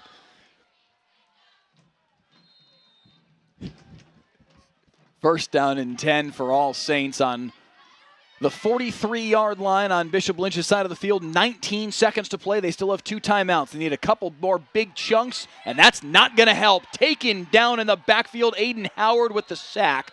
A flag flies in at the tail end of the play. Looks like it may go against the All Saints offense. It's a hold against the Saints. If you're Bishop Lynch, I almost feel like you decline that penalty. Although, you know what? At this point, down in distance matters less than time.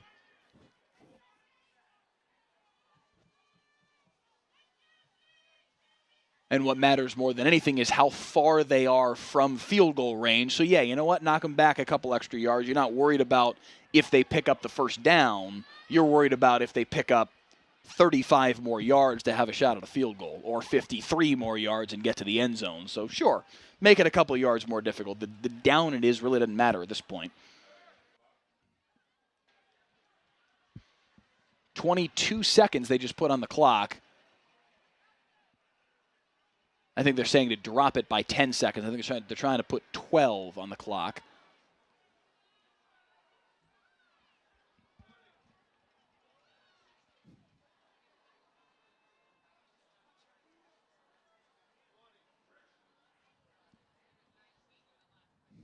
Still not figuring it out. Now the clock reads 2 seconds. Shout out to Diane Cox watching on the Facebook feed, one of our usual viewers here. And All Saints is going to burn a timeout, I think, to try and avoid a 10-second runoff. So I think they will reset the clock here during this timeout. I think they're trying to say 21 seconds is what needs to be put on the clock, but they're still sorting this out. We'll keep you posted on that. Abel Baker, by the way, who was talking before about watching from Chile, you were talking about, can I get a plane ticket? Yeah, holla. He said, unfortunately, the round-trip plane fare from DFW to Chile, $1,500. I got that. Yeah, got that for sure. Yeah, sure. Okay. I mean, y'all don't know. Jonah Javad is rolling it. Oh, yeah. Rolling.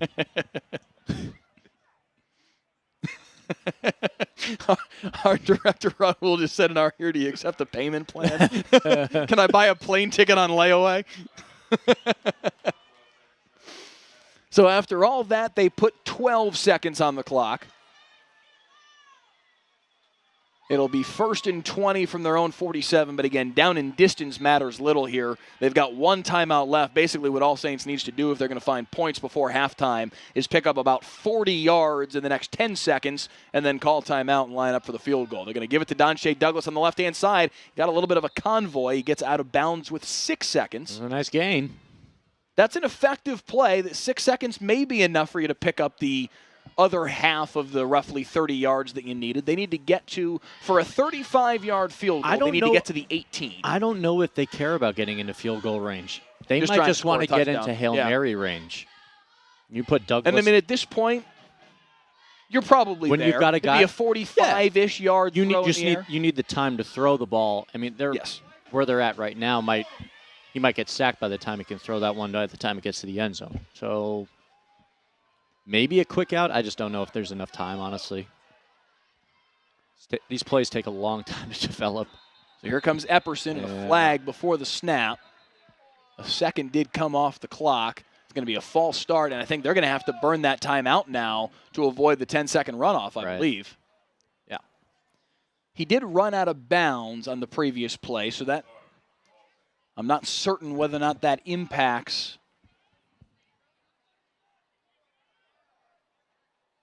Well, the worst part of this is they're saying to put 6 seconds back on the clock. Makes it an even at the moment it's at 5. Tougher Hail Mary. Yeah. Michael Reinhardt says on the YouTube stream, thanks for streaming the game so an old Bishop Lynch alum like me can catch the game out in Lubbock. Michael, please do us a favor. Share it around on your social media channels and let your fellow old Bishop Lynch alums know that they can tune in and watch tonight.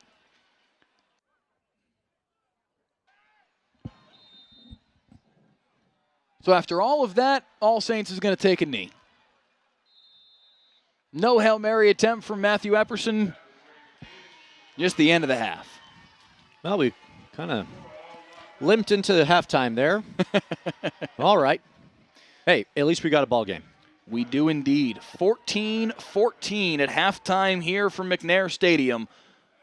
Bishop Lynch and All Saints Episcopal knotted up through one half of play. Mike, Leslie, and Jonah Javad here with you on Thursday Night Lights, a special Friday night playoff edition of Thursday Night Lights. We do appreciate you guys joining us here on Facebook Live, YouTube Live, and WFAA.com. We've got 28 minutes on the clock for halftime. We do have bands making their way down to the field, I believe. Yes, and we will we'll bring that to you here momentarily. Okay, thanks, but Marv. Before we get to that, yes. Before we get to that point, your thoughts on what we saw through one half of play.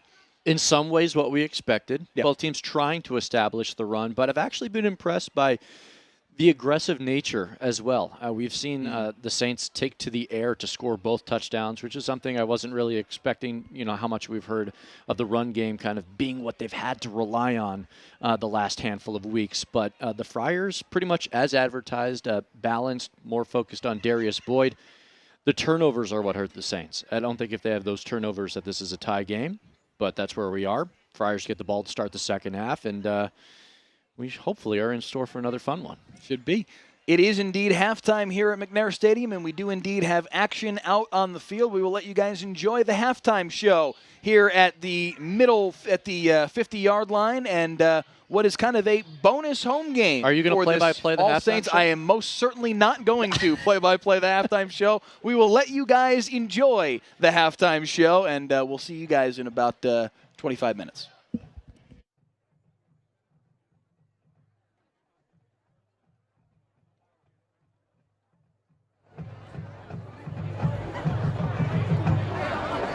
Stay off me for a moment.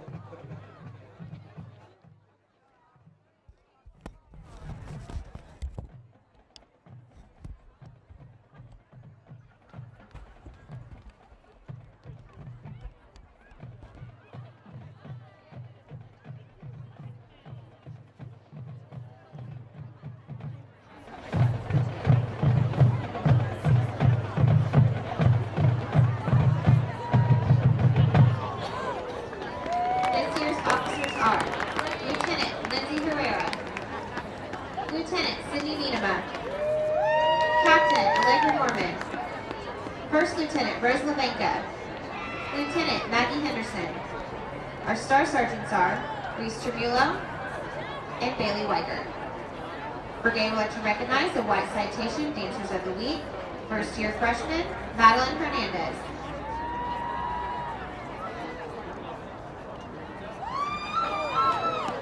And first-year freshman Emma Morrison.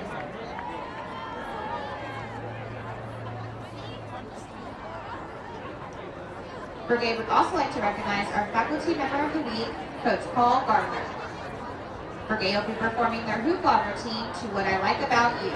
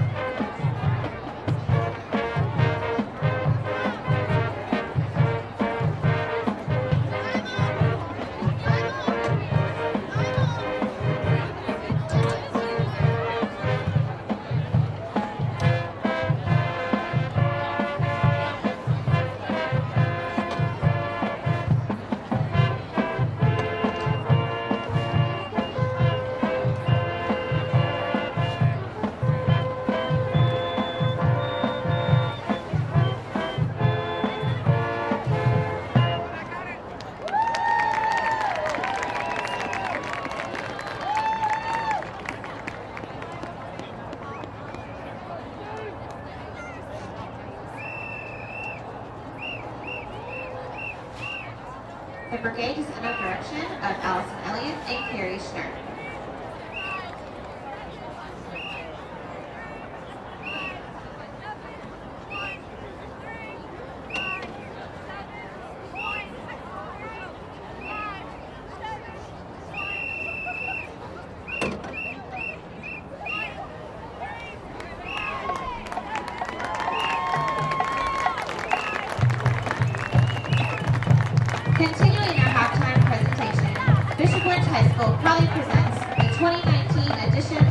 Marching Friar Band. This evening, we will perform Sounds of Friday Night, including fan favorite Build Me Up Buttercup and the Bishop Lynch High School Fight Song.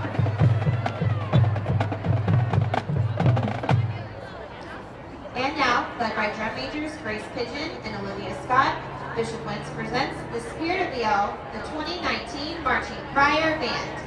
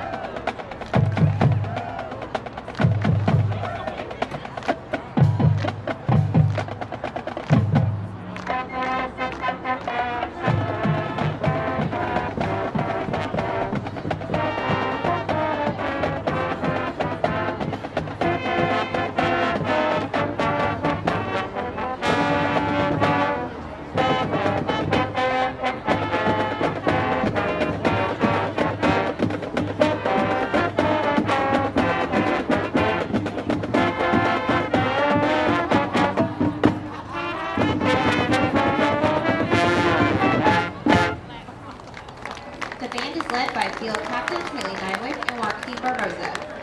The drumline captain is Michael Lohman. The Bishop Lynch Band is under the direction of Andrew Belletti, percussion instructors Jim Marnick, and guard instructors are James Thomas and Grace Cruz. Thank you for watching our show, and we hope you enjoy the rest of the game.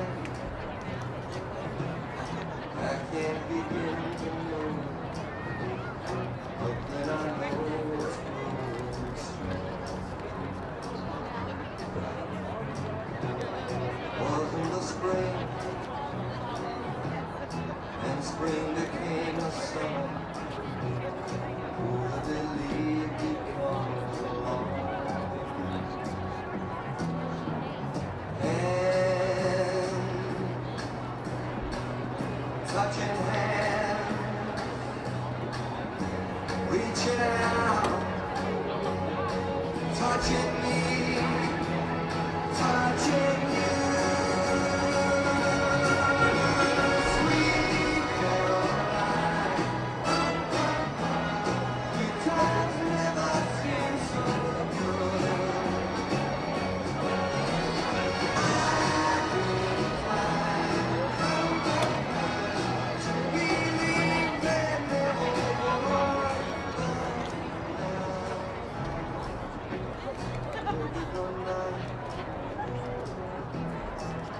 Don't seem so wrong. We had it all along.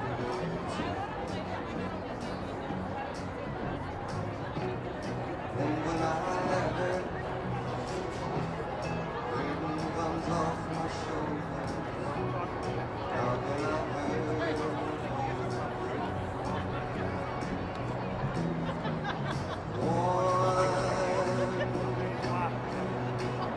Touching more, reaching out, touching me, touching you.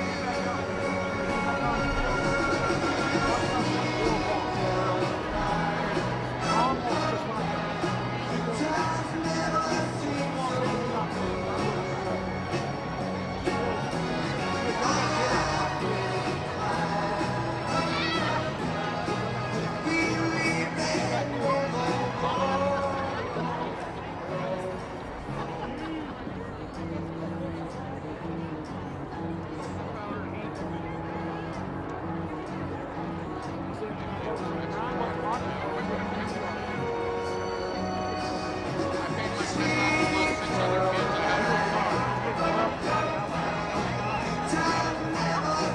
so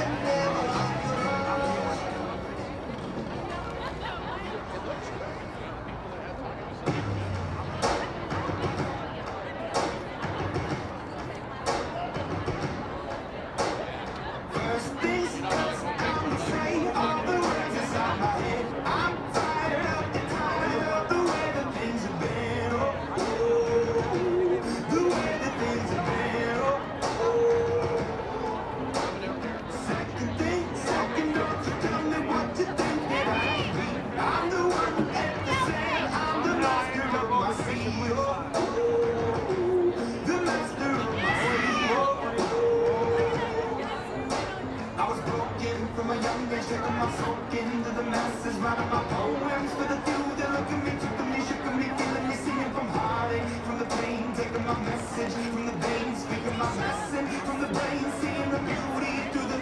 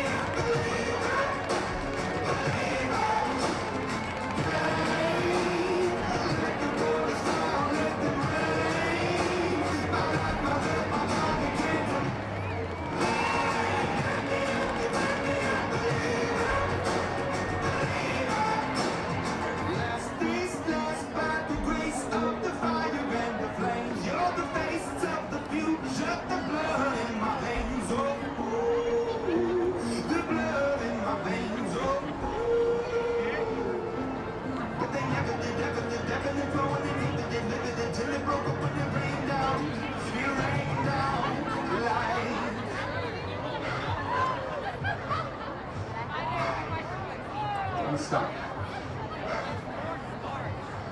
Who cares?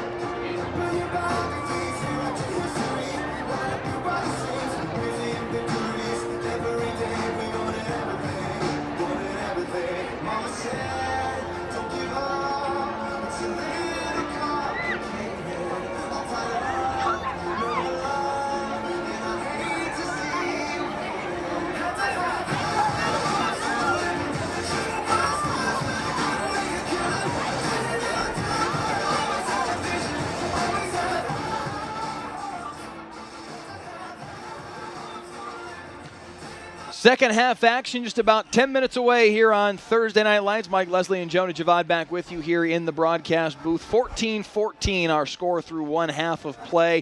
2 touchdown passes for Matthew Epperson, a touchdown pass from Michael Light, and a touchdown run for Aiden Howard is how we've gotten to this point. Of course, Epperson, the 2 TD passes for All Saints, and Light and Howard doing the work for Bishop Lynch. And these 2 TAP schools in the Division I playoffs first round knotted up at 14 all so far. Yeah, I'm just excited for a second half. We don't have a blowout. I mean, both these teams are relatively similar in terms of playing style. We've talked about that ad nauseum tonight, but I want to spotlight a couple of the guys who have really shined so far, at least in the first half. First, for the All Saints, Epperson's played well, don't get me wrong. And, sure.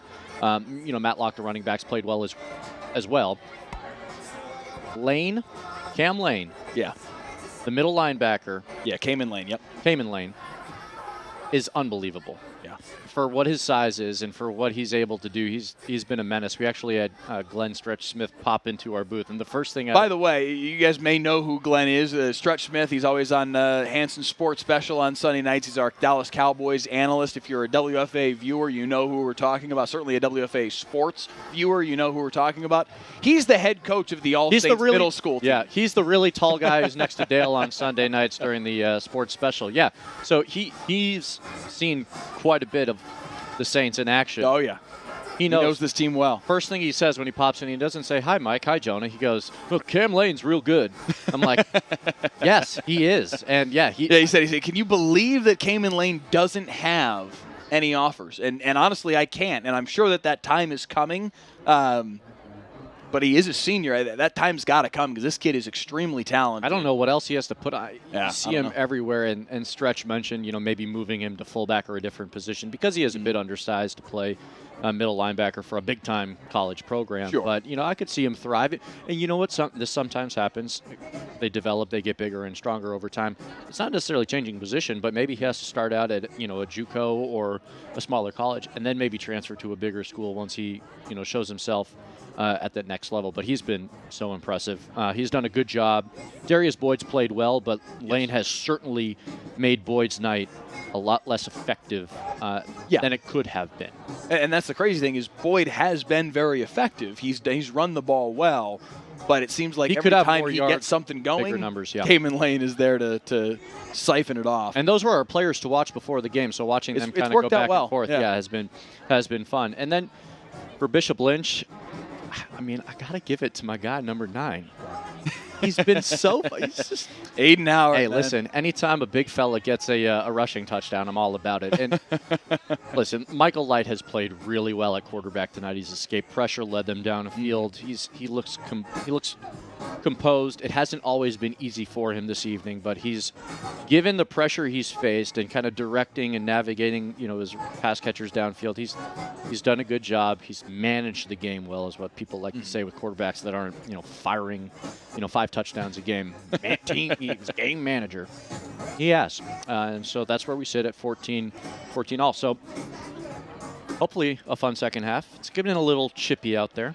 Maybe a little bit. Still about 6 minutes left until we have action on the field. So if you're getting tired of the two of us and you need to hit a bathroom break real quick. Oh, look at that. Beautiful shot of the moon, thanks to our crew. We're 6 minutes until kickoff. So that's your cue. That's your window. But if you can pop back on us here in the booth one more time, because there is a unmitigated star, an unquestioned star of the broadcast. It's not Cayman Lane. It's not Darius Boyd. It's not Michael Light. It's not Aiden Howard. In fact, it's not you nor me. It's an inanimate object. It's the cowbell. Clanga. We have had these directly below us. There's a fan base from All Saints that is, right out that window to my left, and they've got several of these, and they're not the only ones. The entire All Saints crowd has them, but if you're hearing this all through the broadcast, that is why, and we do appreciate them giving us a prop just for a moment. I do love the touch, though. It is not just a cowbell; it is a football cowbell. Yeah. It's got laces on it. That's a nice touch, but yeah, you'll be hearing, I promise you, quite a bit more of this over the course of the second half, because they've been loud all night long. Fun story about cowbell. Back in high school, our 6-man in basketball had a fan section, and one night they just randomly decided, you know what? Let's get a cowbell.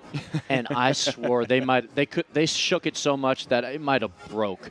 And the athletic director for our high school actually had to come up into the stands and said, knock it off. That following summer, the Massachusetts High School Sports Association, or whatever it was, changed the fan laws for students that they couldn't have cowbells, they couldn't have musical instruments of any kind. I don't know who else. What, are you going to walk into a trombone into the stands? You couldn't have drum. You couldn't have anything, and you also couldn't accost players from the other team, because our fan section got after it. But yeah, it's been nice to see the cowbell. I haven't seen one in about 10, 15 years or so, but glad to see they're still making them. So there is one other big topic of the day, not centered around Bishop Lynch or the All Saints Episcopal Saints, and that is the actions of a local product, Arlington Martin graduate and former #1 overall pick in the NFL draft, Myles Garrett, last night in the Browns-Steelers game, I beg your pardon, hitting Mason Rudolph over the head, an unprotected, unhelmeted head, because it was the helmet of Rudolph that Garrett grabbed and hit Rudolph over the head with. A season-long ban. At the very least, it's an indefinite suspension, but at the very least it will span the rest of this season and the playoffs.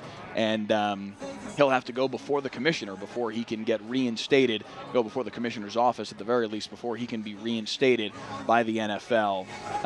Mason Rudolph wasn't suspended but was fined. A couple other suspensions. Marquise Pouncey, a 3-game suspension. Larry Ogunjobi, a 1-game suspension for their responsibilities in a fracas at the end of last night's football game. But an unfortunate black mark on, in some ways, DFW high school football, because he is a product of this area and a very well-respected, prior to last night, member of this area's high school football fraternity. I don't mean to act like people don't respect Myles Garrett anymore, but people that didn't know anything about Myles Garrett before last night, that is the unfortunate reality. That is what people are going to remember him for a very long time. That's what stinks. I mean, he's such a great football player, and everything leading up to last night, everything you heard about him was so positive. A great for last night, yes, right, a great person to be around. Obviously, a talented player, and it's not like he's void of any. I mean, he was slapping or punching a player earlier this season. He's not void of a little, physical altercation, but to the level he took it to last night is something we just haven't seen. So, a black mark for Texas high school football. It's just it's not a good look for him. And a lot of people are saying this is bad for the NFL. Okay, it's bad, but everybody's talking about it. And so it's publicity for the NFL. Everybody is talking about it. Well, I'm sure they don't want. I'm hesitant on that. I'm sure they don't want their quarterbacks getting smacked in the head with a helmet. It is getting bludgeoned with a helmet. Yeah. It was one of the ugliest, maybe the ugliest thing I've seen on an NFL football. Yeah, but they're running into each other helmet to helmet all game. Right, but that's part bad. of the game. This was not. Right, and I saw a tweet from Pablo Torre last night saying there's consensual helmet to head contact and non-consensual, and that was non-consensual. It's an interesting way to put it. Okay. Yeah, but I digress. No, I mean, it's not a good look, obviously. And now he's got to go through damage control and try to fix his reputation, which was good to this point. Yeah. After that happened, the first thing everybody said is, what did Rudolph say to set him off? Because they figured that had to be the reason. There had to be some reason that Garrett would do that, because it just seemed so out of character. So, yeah, now he's got a potential redemption story to change the narrative about him. But unfortunately, we live in a world of video, and that video will now live forever. Mm-hmm. Meanwhile, here at McNair Stadium, second half action moments away. Bishop Lynch will get the football to start the third quarter after they won the toss pregame and deferred here to the second half. So All Saints will kick the football away. Andrew Lynn teeing the football up at the 40-yard line. And hold up. The cowbell is still here in the booth. We're handing it off, and back to the crew below us. They've got all the cowbells they need now to make some noise here in the second half. They use them in particular when Bishop Lynch is on the offensive side. Don't fear the Reaper, Mike. Thank you, and good night. Oh, man. Saturday Night Live would be proud. Lynn set to kick it away. Dylan Monsier, the deep man for Bishop Lynch. Second half underway in a 14-14 football game. A short kick on the far side, fielded the 22-yard line. And a nice cut to get across the 30 and close to the 40-yard line by Cole Kindler. I'm going to mark him, I believe, right at the 40-yard line, and that's where we'll see Michael Light back on the football field. And you mentioned earlier a very nice first half out of this young man.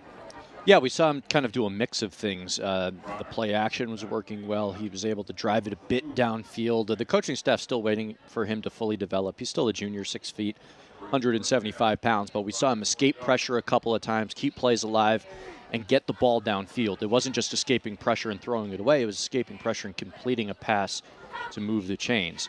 That's very important because, and this is a good defensive front from the Saints, and Light held his own and able to tie this game up here at 14 apiece.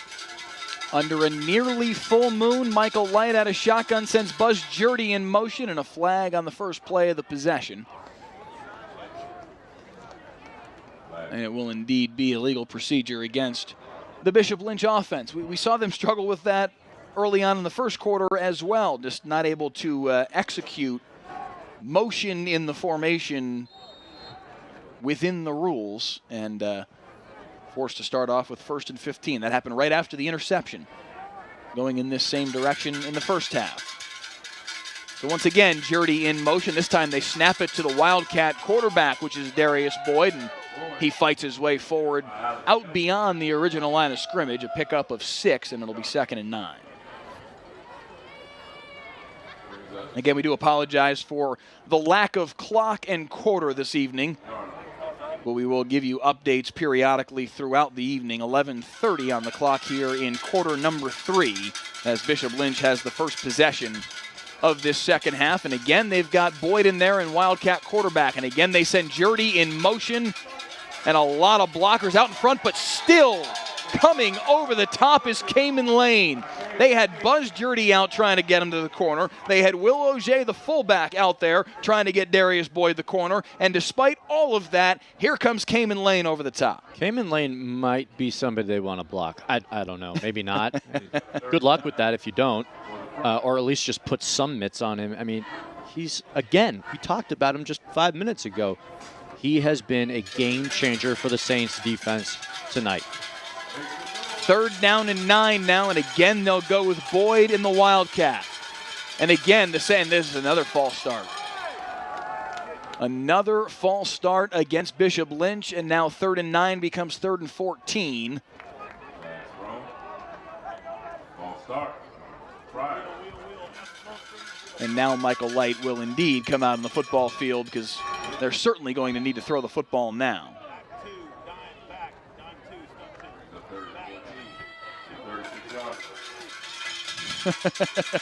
Diane Cox saying in the comments, I don't know who has the cowbell, but can you smash them for me, please? 3rd and 14. Michael Light throws on the far side, complete to Burnell. Can he get to the first down marker? Fights his way to the 48, but no.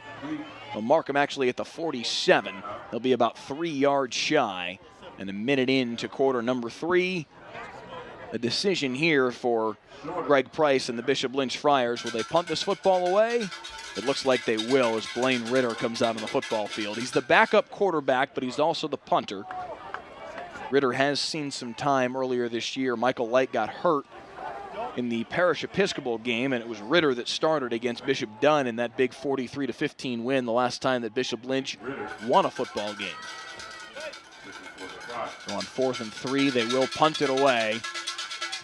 Ritter with some pressure in his face, but sends it down the left sideline, bounces inside the 25, and right at the 25 is where they'll mark it for All Saints for possession number 1 of the 3rd quarter.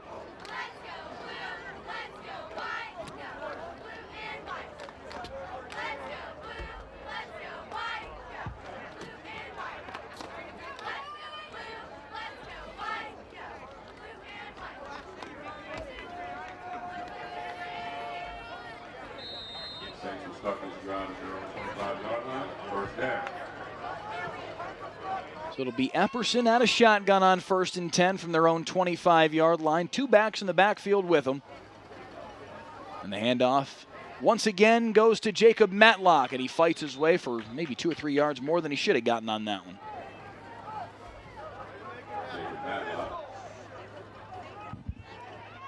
Saints have done a nice job of balancing the offense in general, really. I mean, Matlock, we expected him to carry much of the load, but they've done a good job of mixing in the pass and letting Epperson air it out. See what they do here on 2nd and 6. They will indeed go to the air. That pass wide of Tony Lacey. And that's the one thing that, among some things, that Epperson needs to improve on. And he's got guys that are open. That pass needs to come out a second earlier. He had him right there. The route combo that they had set up there looked like it was a little bit of a swing pass by the inside receiver and the slant there by Lacey. And like you're saying, the read was just maybe a half a beat late. The timing's just a little off. Passes are coming out a little late. The receivers are open. Just got to give them a chance. So on 3rd down and 7, Epperson with Matlock saddled to his left, 3 wide receivers set, 4 wide receivers, throws it, this time hits Lacey right on the money, and it's a 1st down. I mean, that route has been open all night. Yeah. And Lacey's run that a few times. One he had to make a real tough sky and grab. That one's just dropped right in the pocket. One area of weakness, frankly, for this Bishop Lynch defense is the cornerback position, especially on this near side. And part of the issue is a lack of speed, and they try to give a lot of cushion to try and guard against that, but it leaves plays like that wide open. That, however, is no position of weakness. Buzz Jurdy in the backfield in a heartbeat and a tackle for loss. I mean, Buzz was. I don't know if he was blocked. I know. Buzz was just light years ahead of that play. See you later. Jonah Javad's taking the headset off and walking out of the booth. Yep. All right. Next week at halftime, it's just 26 minutes of awful dad jokes. That's not even a dad, but you know what? Why not? Oh, that was good, my man. That was good. That was just on time for Disney Plus. 2nd down and 16 for Epperson. Throws on the right-hand side into double coverage, but complete. Slung down to the turf is Mitchell Bothwell. Bothwell's another really talented kid on this All Saints offense that maybe in their current status without having Hampton Fay playing quarterback, doesn't get utilized as much as he was early on in the season. But this is a kid that's committed to Villanova, had offers bigger than that, but he liked the Villanova program. Originally a basketball guy that Aaron Beck had to talk into coming to play football, but he's a very talented kid. Well, star recruit. Oh, dude, we've seen the basketball to football, crossover so many times. And especially at the tight end position. No doubt. 3rd down and 13, though, after that. And pressure, and Epperson's just going to have to throw it to the near side. That ball's still fluttering in the air, very nearly long enough for Justin Bell to run underneath it. That ball did not get back to the line of scrimmage. I'm not sure what wide receiver the officials thought that ball was thrown to, but I'm very surprised. Okay, now they do just drop the flag. That was a no-doubter intentional grounding.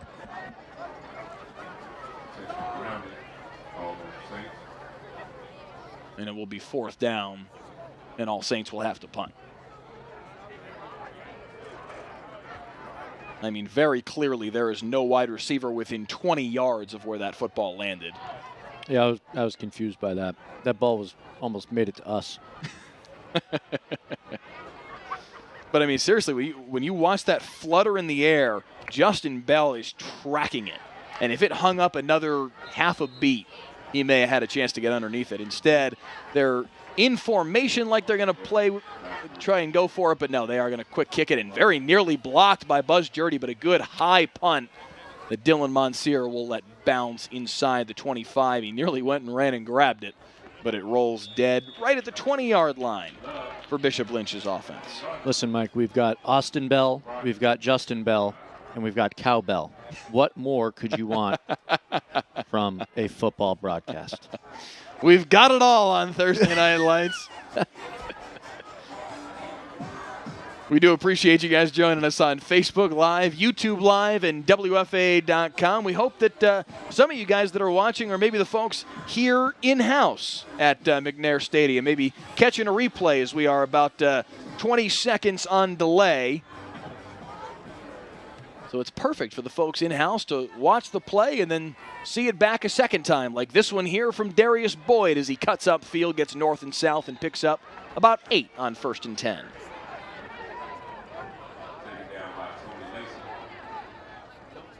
And Bishop Lynch is trying to get him going. I mean, Boyd's had some nice runs, but for the most part, the Saints defense is holding him up, setting the edge, keeping him in check. 2nd down and 2, and they'll give it to him once again. Enough of a hole for him to get the 1st down, maybe a yard and a half more. Out to the 32.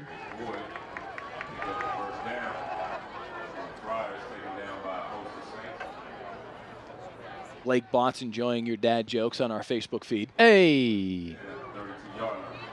Marcos Cruz just says, cowbell, exclamation point. Yeah.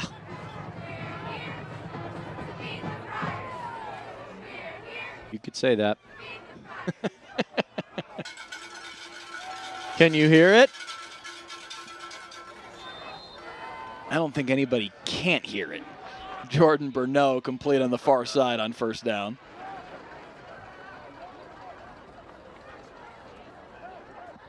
I wonder if there are circumstances where people can't hear us because all they can hear is the cowbell. It'll be 2nd down and 4. Burnett, number 6, picks up 6 on 1st and 10. As you may have noticed, they only pull the cowbells out when they're on defense. It's the All Saints fans that you're hearing. That's not helping them here as Darius Boyd with a big stiff arm across the 45-yard line. 1st down carry for Darius Boyd once again. And Bishop Lynch is into All Saints territory at the 45. Yeah, it's a 2nd big run he's rattled off this evening.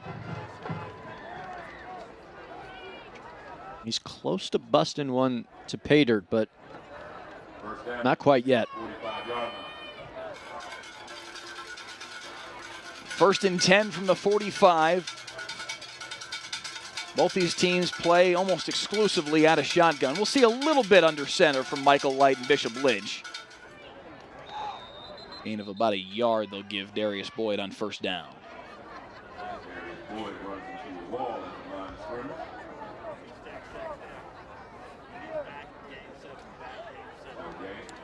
play. Boyd is over 100 yards now on the evening. 20 carries for 107 yards.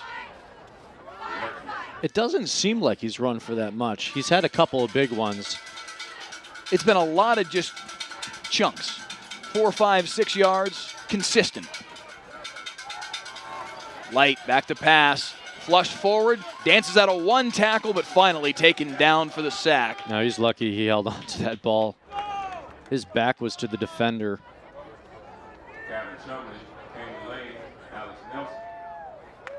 It does make sense right for here. Boyd. Oh. Yeah. I mean, that He got 9 times out of 10, by 2. that's a fumble. That's good job to hold on to that ball.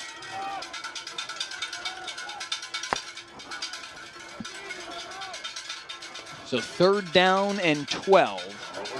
And you wonder, will they go to the air once again? Michael Light, 10 of 11 on the night, 91% completion, only 85 yards, but you'll take that kind of efficiency, and he's going to go to the air once again.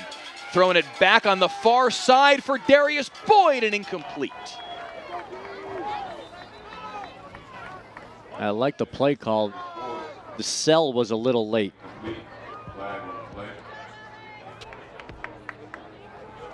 Yeah, the defense wasn't biting on a run play at all.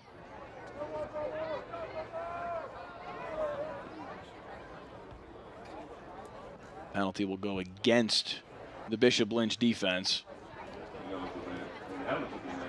Kind of a complicated play design there, and they end up with an illegal man downfield. So that play, even if it were successful, would have come back. Now you wonder, will All Saints take the penalty? It looks like they're going to decline it. Bring up 4th. They do indeed, and bring up 4th down and 12. Brings up 4th down. And that brings out the punting unit for Bishop Lynch. Blaine Ritter will kick the football away.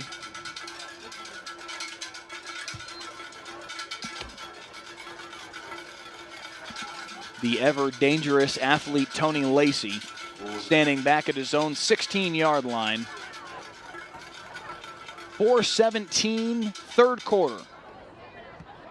Ritter, a low line drive kick, bounces at the 21-yard line and quickly swallowed up.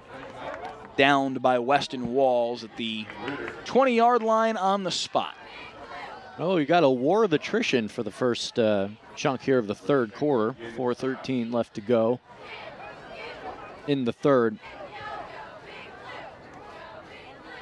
I think both these teams kind of have a good sense of what the other wants to do now, which is why it might be tough to score this half.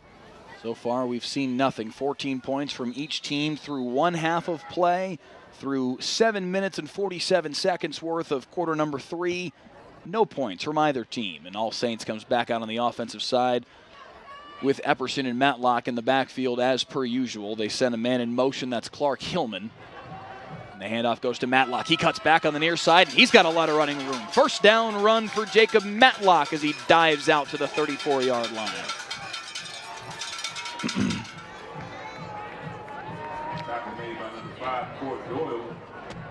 Good runner. Brings the Saints to their Been doing that a lot tonight. Just run to daylight, man. He made Court Doyle just chase him. Don't try when to it looked like Doyle had him lined up. You don't have to do too much. Just follow your blockers, find your lanes, find your gaps, hit them. Another 1st down carry for Matlock, and Ajakaye takes him down. And he's been so much better running straight up. And when they do these stretch runs, it's just, unless you have just elite speed, they're just not efficient at the high school level for most teams, for most players. It'll be 2nd and 6. Pass on the near side for Douglas. A little bit of a slow developing play, but he's able to get away. Flag flies behind the play. Looks like that's going to go against Bothwell, the tight end, who came in motion on that play. And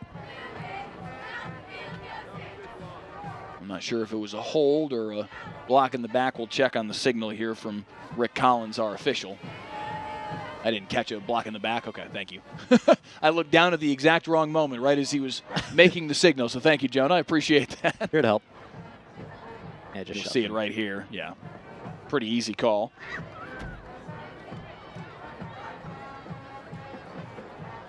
Bothwell's like, I was just boxing him out. What are you talking about, Coach? So that turns what would have been 3rd and maybe 2 or 3 into now 2nd down and 16. Again, Hillman in motion, and they're going to have to go to the air. Epperson trying to set up the screen, and Oof.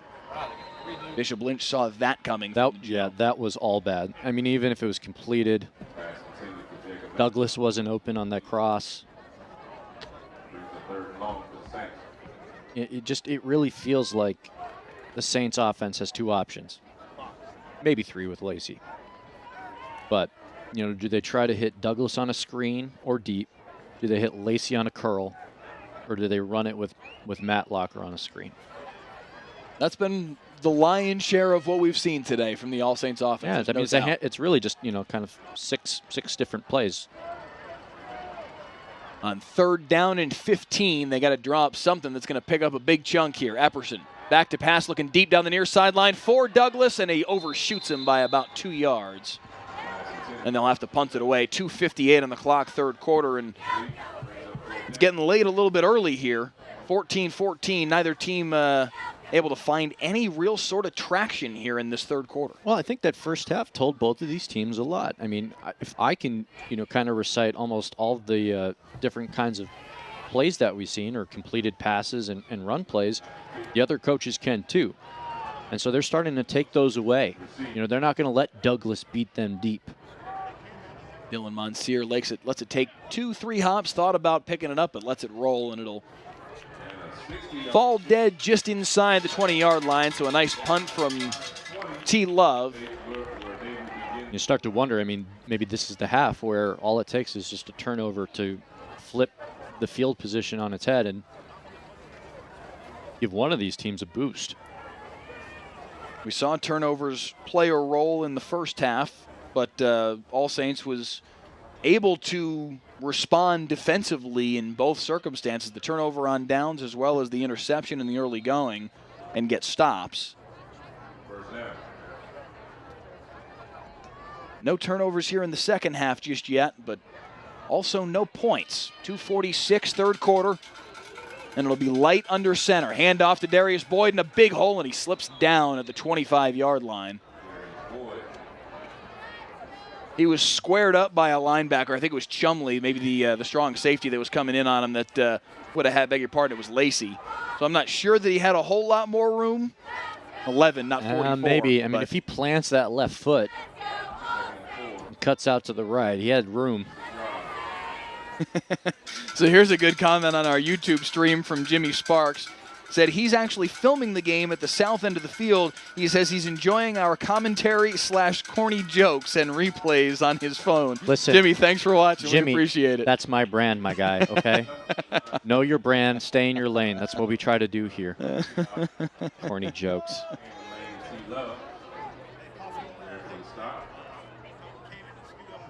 After that, it'll be 3rd down. Hey. I wonder if that's our man right there. Chances are good. Jimbo. That's fantastic. They went and got a shot of him. That's awesome. We really have the best crew. Great work, fellas. 3rd down and 2. Michael Light, hands off up the middle for Aiden Howard, fighting his way forward. Did he get enough? By that spot on the far side, it's real close. It is really, really close. The near side fans are not a fan of the spot. And see, now where they put they've just moved it back right at the 30-yard line. That was where the spot was, and that was what they needed for the first down. They only just barely got it. I don't know that he got that far forward at any point over the course of this play. Seeing him fight, maybe. Yeah, I mean, he's close to just short of the 20. There he goes. Off to Boyd, and here we go once again. Wow, and nice. Once again, Tony Lacey stepping up and making a play. Yeah, Lacey and Lane can tackle. Yeah. Lacey, a transfer in from Duncanville.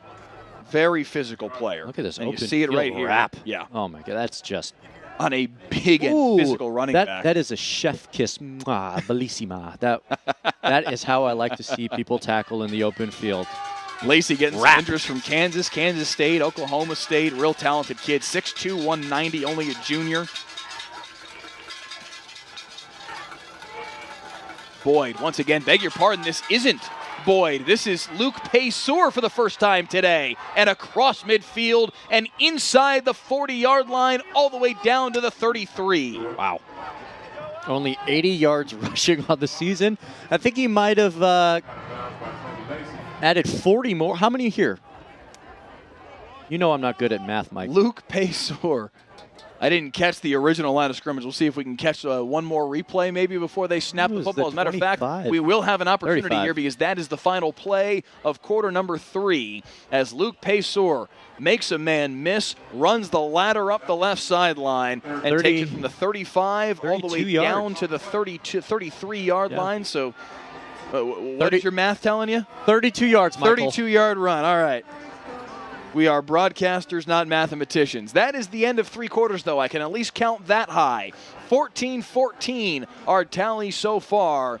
No points in quarter number 3, but Bishop Lynch challenging as we move into the 4th quarter.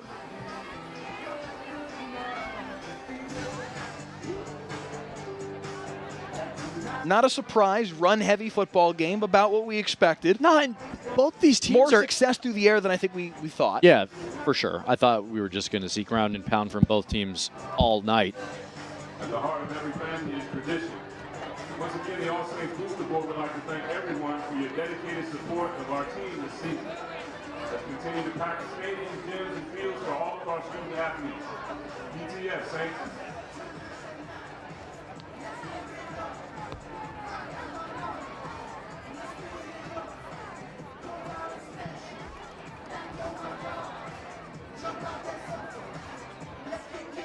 And so Bishop Lynch will start the 4th quarter at the All Saints 33-yard line.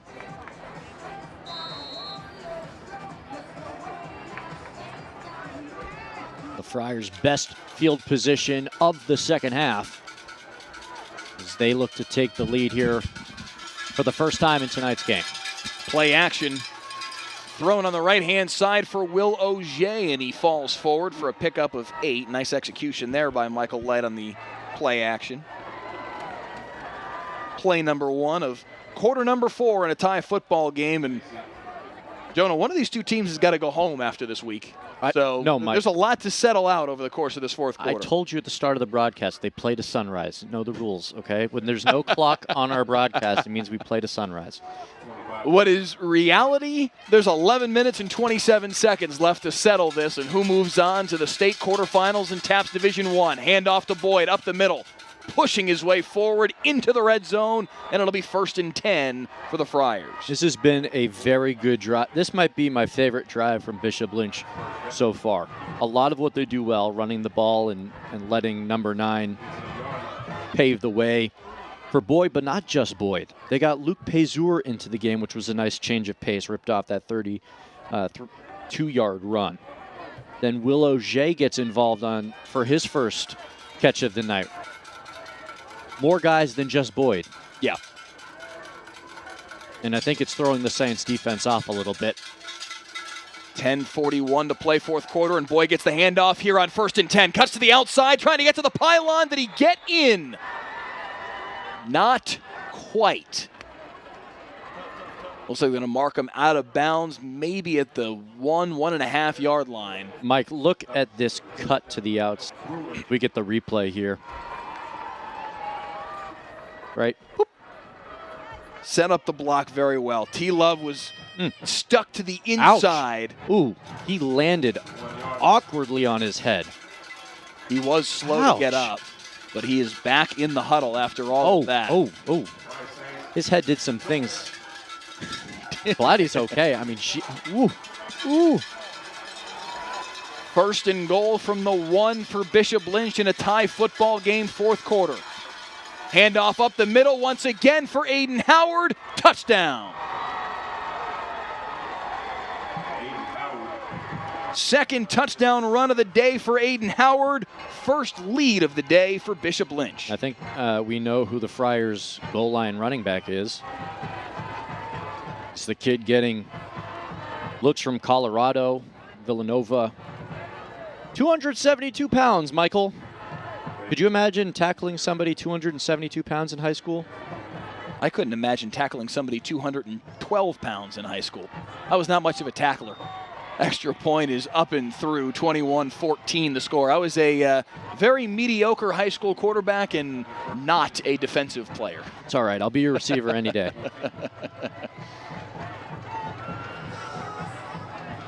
We weren't a terrible combo in the passing game back in the the old flag football days. We cooked. I had a very high target percentage. That is very accurate. There may not have been a ton of talent around you on the outside of the. I mean, if we're being honest, I don't know how many members of our flag football team may or may not be watching this evening. Oh, I apologize. I'm going to at them. Offense. I'm going to at them after this. I'm going to let them know. Sean Giggy, I love you. You're a basketball player, not a football player.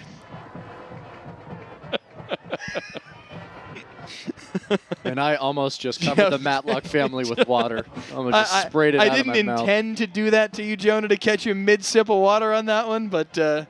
Hey, it's payback for earlier. If y'all at home could have seen what I saw here in the booth, Jonah about fell over. We love you, Giggy. Indiana's finest. He's a hooper, though. I'll tell you that much. Oh, yeah. That dude can ball. Well, he's like 8'4", so he better. Here it comes. Oh, and a big hit. Yeah, he didn't see him. Ooh. He did not see him. Look at that. Marshall Koo. Thomas Loebmeyer with the big hit.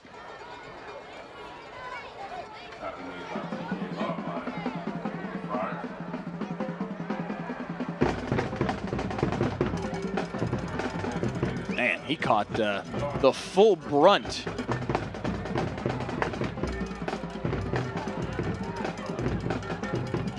It'll be 1st and 10 for All Saints from their own, what are we calling this here? The 23-yard line. 10:26 to play, fourth quarter, 21-14. Bishop Lynch in front, and they'll hand it off on the first play to Matlock. Spins through a tackle and picks up about 3 on the first play of the drive.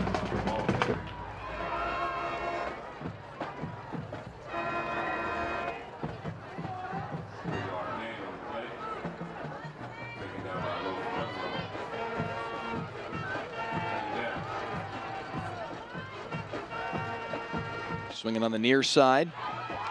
Trying to set up the screen, and close to first down yardage is Clark Hillman. Looks like he will indeed have it as they move the sticks. Well, in today's no-duh headlines, this is a gargantuan possession for the Saints. Yeah. Down a score, trailing for the first time in this football game for a team that predominantly has run the ball the last 5-6 weeks. See what they got. Throwing right over the head of Justin Bell. Could have been an interception. And now here goes Ben Patterson up the sideline and knocked out of bounds by Dylan Monsieur. But not before he gets inside the 30-yard line. And that was, it's a game of inches. That is maybe 4 inches from an interception. There is a flag down behind the play, though. Officials discussing. And they're taking a while on this. That is our line judge with his back to you, Don Jensen, talking with our crew chief this evening, Rick Collins, about what happened on this play and whether or not you can probably hear the fans on the near side screaming about that it wasn't an illegal block. I wonder if we can get a look at the replay real quick as the officials discuss here. There we go. I'll let you take a look at that. I'm going to keep my eyes on the officials here. Oh, that looked like a block in the back. I think he caught him on the shoulder. It looked to me like the back half of the shoulder, right? I mean,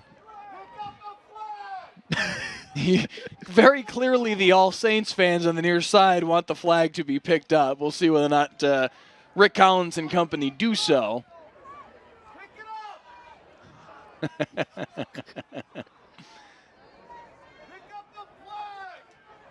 And they will pick up the flag. squeaky wheel against the grease.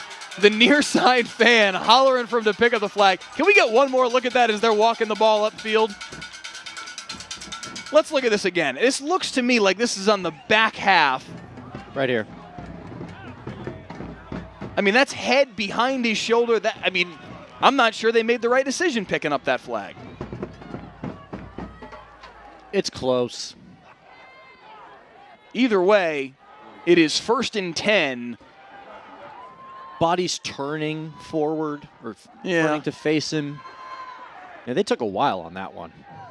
It all leads to 1st and 10 at the 28 for Matthew Epperson and company. 9:29 and moving fourth quarter. They trail 21-14 on our special Friday night playoff edition of Thursday Night Lights. Epperson hands off to Matlock. Little delay move. Ball breaks loose. It is Bishop Lynch football. He never had that during the handoff. Look at the delay here. I noticed the delay and said as much. I wonder if it was because he was trying to corral the football. Yeah, he just didn't really ever have that. Look. Court Doyle comes out of the pile with the ball, and yes, he's still trying to grab at it. It's stuck behind him, yeah. And Aiden Howard laid the hit to him before he could grasp the football, and it is Friar ball at their own 23. It was probably tucked on the elbow, which takes an extra move of the joint to get that into your hand. Yeah. And that's just another brutal turnover for the Saints. And now defensively, you need to stop. 9:15 on the clock. Now both teams do have 3 timeouts left, but 9:15 in the fourth quarter, and Bishop Lynch has got the football back, and they've been running the ball all night long, and here they go once again as the handoff goes to Paysur up the middle. Well, we've talked quite a bit about Cayman Lane. If there's a time to force a turnover and repay the favor, now would be a good time.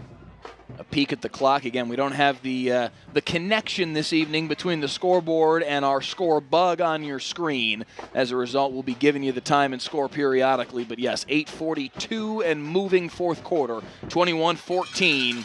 Bishop Lynch with the lead and trying to salt away those final 8.5 minutes. Handoff up the middle for Darius Boyd, and he's stacked up at the line of scrimmage, maybe gained a yard. It looked like he had some issues with the handoff as well for a split second. It did.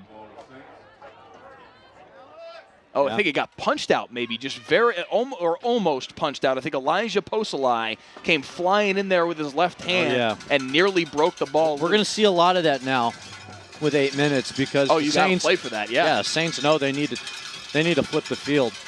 8 minutes even fourth quarter. 21-14, Lynch in front and with possession. Light moves Jurdy to the right side of the formation on 3rd down and 4 and a flag. And I believe All Saints that's going to be a false start. I thought that All Saints may have jumped, but they call it on Bishop Lynch. And 3rd and 4 becomes 3rd and 9. Andrew Bettle, whose nickname is Bobo, was coming sprinting up to the line of scrimmage there and caused the false start. And then he fell down. It's one of the funnier blitzes I've seen. So it'll be 3rd and 9 now from their own 24-yard line. Clock is still ticking, 7:34 in the fourth quarter. You wonder, will they go to the air here and try and pick up the first down? They're going to call timeout first. They were down to 3 on the play clock, so they did let it run down about as far as they could. Again, if you're watching at home, especially if you're watching on Facebook, please click the share button. We've got a pretty good football game here in the fourth quarter, 1-point game. All Saints trying to get the football back so that they can maybe knot this one up in the late going. So hit that share button and let your friends and family know that they can enjoy the fourth quarter of a tight football game here in TAPS Division I playoffs. We've also reached the part of the evening where I dance to stay warm, so don't worry about it. Let's not take our shot here in the booth. I was about to call for the shot in the booth to show that, but if you want to maintain the look we've got right now with All Saints in their huddle trying to straighten things out before 3rd and 9, we'll I beg your pardon, before Bishop Lynch has 3rd and 9. We don't need to take an extreme close-up of my nose again. We've seen that enough tonight.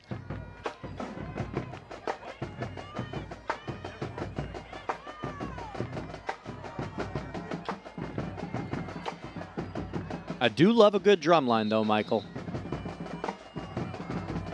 Plenty of drum line, but also plenty of drama here with 3rd and 9. 7:30 even on the clock in the fourth quarter. 21-14. And now, what will Michael Light do on 3rd and 9? Pressured and sacked. Nowhere for him to go. Surrounded by the All Saints defense. And Bishop Lynch will have to punt. All Saints defense does its job.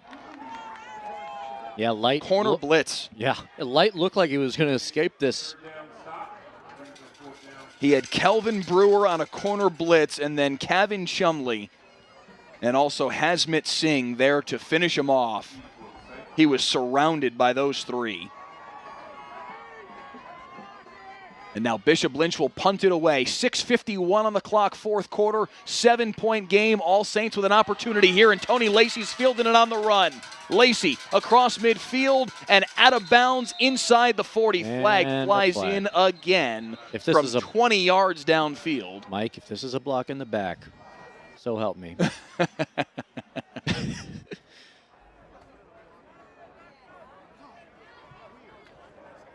I wonder if the near side fans will call for them to pick up the flag once again. There it is, right on cue. No such call this time from the near side fan base. We'll see if we can see the block in the back they just called, but that negates what was a very nice return here from Tony Lacey. Picked up about 16 yards on this return.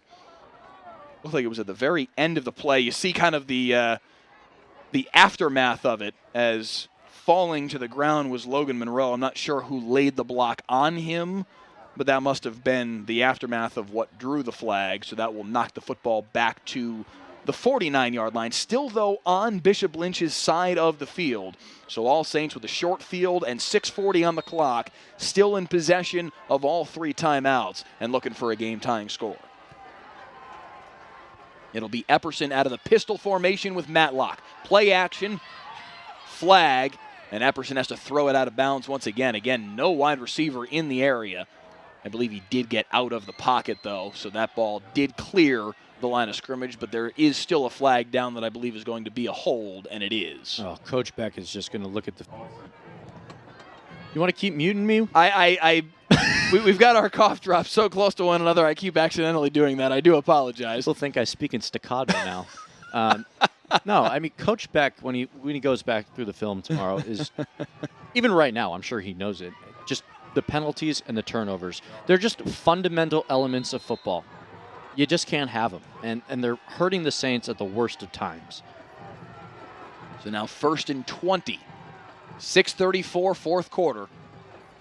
Three wide receivers set for Epperson. Straight drop. Deep over the middle into double coverage, trying to find Donshea Douglas and overshot him. And there's some extracurriculars going around the line of scrimmage. Looked like Aiden Howard and James Brockermeyer getting a little tangled up after the play. Aiden Howard got some pressure on Epperson and then shoved one of the offensive linemen to the floor. No flags. I mean, Howard is just a menace off the edge. Not an easy player to block by any means. And now 2nd down and 20 as Buzz Jurdy went sprinting off the field for the Bishop Lynch defense. Epperson with 5 wides. Screen pass on the right-hand side for Douglas. Read well by Bishop Lynch, but he's able to escape. Can he get across the field? No, he can't. He'll fight his way forward, but only for about 3. And it will be 3rd down and 17. They need to get all the way to the 39-yard line on Bishop Lynch's side of the field for a 1st down. We are right at the midway point of quarter number 4 right now. 6 minutes and moving. The Saints do have all 3 timeouts remaining, but they need to make something happen here on 3rd and a mile. Epperson will again have 5 wide receivers. A 5 DB set from the Bishop Lynch defense, and they'll rush 3. Epperson, flush forward. They get to him with 3, and they take him down for the sack.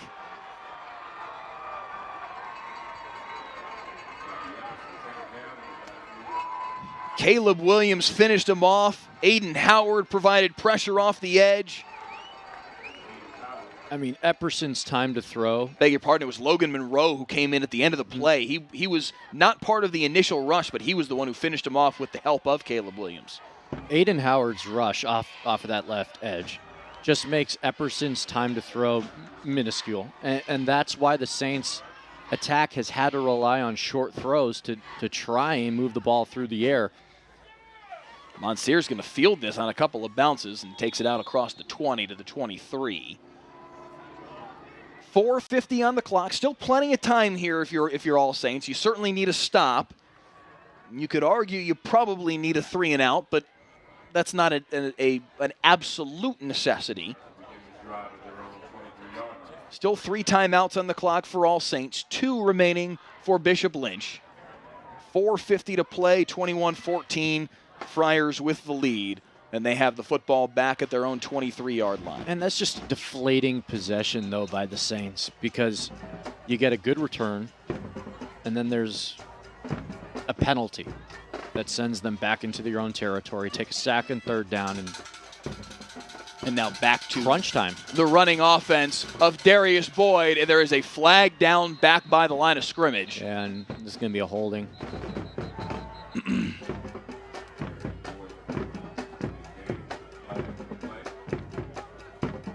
So, and it is indeed this is a hold against Bishop Lynch. This is helpful for the Saints in terms of at least trying to get the ball back with enough time to move down and tie the game. Clock is frozen at 4:43 at the moment. Again, Saints with still all 3 timeouts, and now Bishop Lynch faces 1st and 20. Clock will not whine as the play clock runs. So no opportunity for Lynch to kill clock right now, but they will likely, well, they're not going to run the football. They're going to try and go to the air here, and they will complete it over the middle on the right-hand side for Matt McLaughlin. A big chunk for Bishop Lynch, and that puts them back on track to do what they want to do in this situation, which is run the football. I love that sets up call. 2nd down and we'll say 3. Love the play call. That's a gutsy play call. Oh, I love it. You know the Saints defense is going to sell out to stop the run. They figure, all right, 3 runs, stop them, get the ball back. I love when coaches just have the guts to do something like that. So now 2nd and 3, 4:35 and pause because he did run out of bounds. That's maybe the only negative for Bishop Lynch on that play. And on 2nd and 3, they pick up a yard as they run up the middle in the hands of Auger. And now you got 3rd and short. And this smells like a good time for an Aiden Howard run. But he is on the sideline. 3rd down. Just kidding. Here he comes. Yes, he does. All 6'3", 272 pounds worth of Aiden Howard. We've seen him run for 2 touchdowns from short yarders today, a 2-yard touchdown run and a 1-yard touchdown run. Does everybody on the field think he's getting the ball? We'll Chances are good. He may be the lead blocker for Darius Boyd. That's what happens on 3rd and short, and it's a 1st down. Boyd with a little beast quake of his own across the 40 to the 45. The stiff arm up the middle was vicious. Wow. And a big 1st down for Bishop Lynch, and they'll be able to kill some more time now. Down to 3:43. Clock will wind as they set the sticks, and it is back moving now.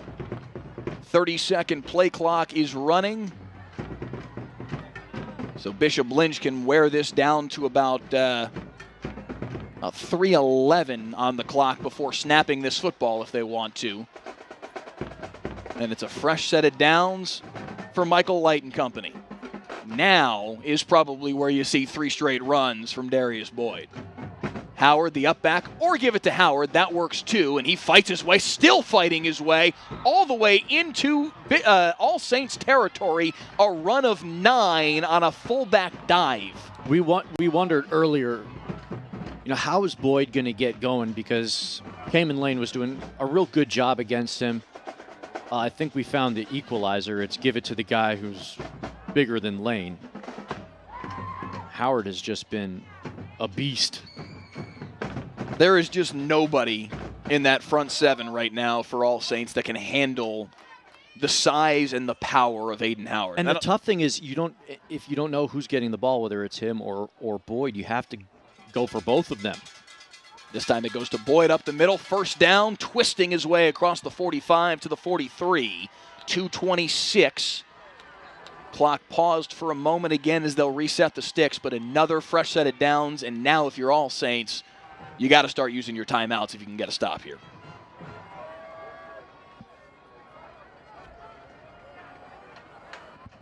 Now, this is what we talked about at the start of the broadcast. As Bishop Lynch is, this is the offense. This is what they like to do.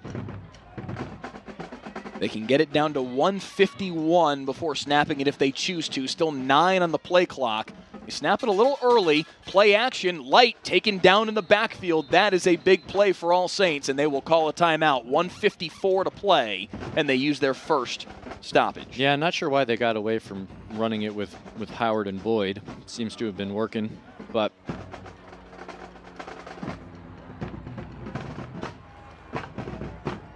head coach Greg Price is also the offensive coordinator for the Bishop Lynch Friars. He calls the plays. Brady Gunn, his defensive coordinator. Meanwhile, the DC for All Saints, Brian Edmondson, trying to find a way to slow down Darius Boyd and Aiden Howard. Being in second down and 13 is a big help toward that. 1:54 on the clock. Still 2 timeouts left for All Saints.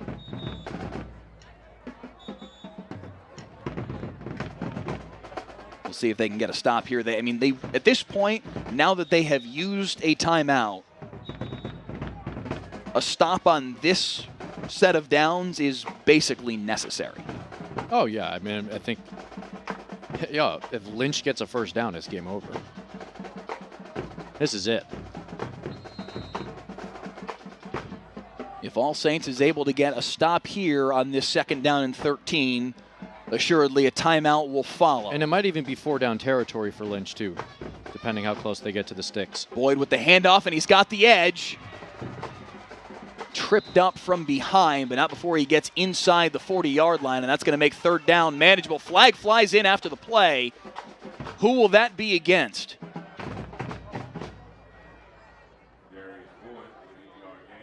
Boyd kind of hollering at the All Saints defense.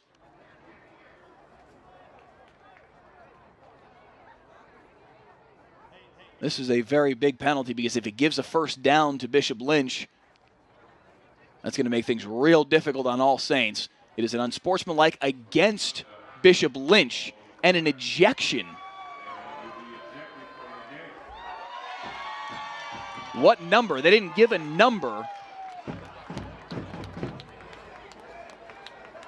It looks like I wonder if it's Darius Boyd. He's the one who's walking to the sideline, yeah. Is it possible to get a replay of the end of that run?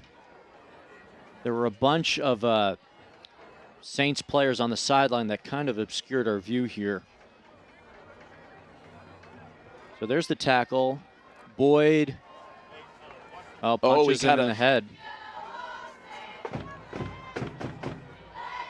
Yeah, he kind of threw that right arm, and that's going to be the end of the night for number 24, Darius Boyd, who has been the best player for Bishop Lynch, certainly on the offensive side of the ball. If you could argue Aiden Howard overall, offense and defense combined, has been the best player tonight for the Friars. But that's going to be a huge penalty in addition to the removal of Darius Boyd from the football game. Oh, yeah. That is an enormous penalty that turns what was going to be a manageable, possibly gettable 3rd down and 4 into 3rd and 19 on their own half of the football field. This is a huge development for All Saints because now they have an opportunity to get a stop and they're not having to use their second timeout right now. Still 2 timeouts left for All Saints. 1:46 on the clock, 4th quarter, and a big opportunity for this Saints defense to get off the football. And that's field. a tough way for Boyd to end his evening. He's had a great night. Over 150 yards rushing.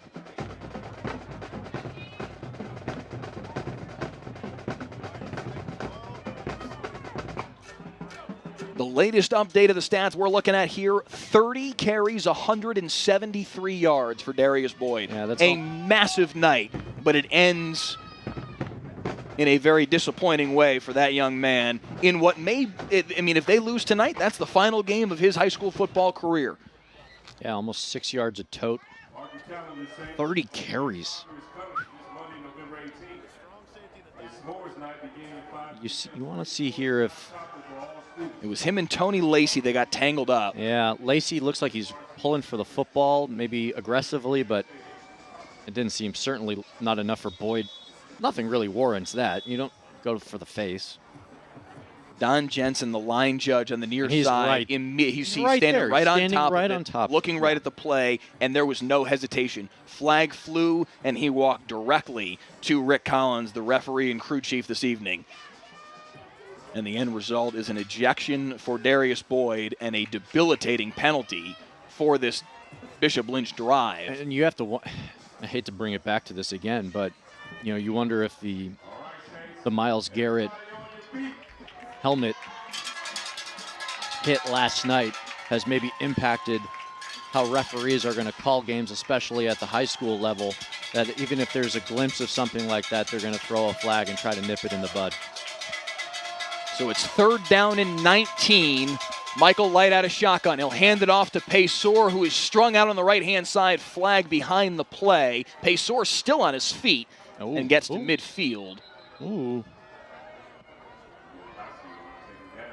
Looked like there might have been some face mask at the end of that. No flag flies for that. Instead, a hold against Bishop Lynch, and it looks like Aaron Beck is going to elect to decline the penalty, and that will bring up 4th down from right at midfield, and a timeout called by All Saints.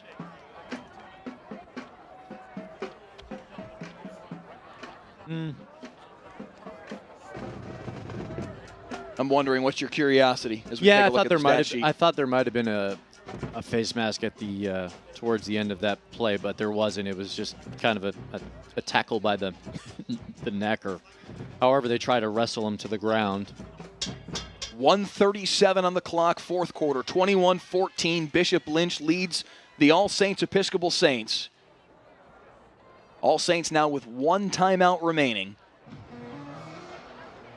And from midfield, Bishop Lynch about to punt the football away on 4th down and 17. It'll be Tony Lacey back to receive alongside Kelvin Brewer. They'll split the field, and it'll be Blaine Ritter to punt the football away for Bishop Lynch.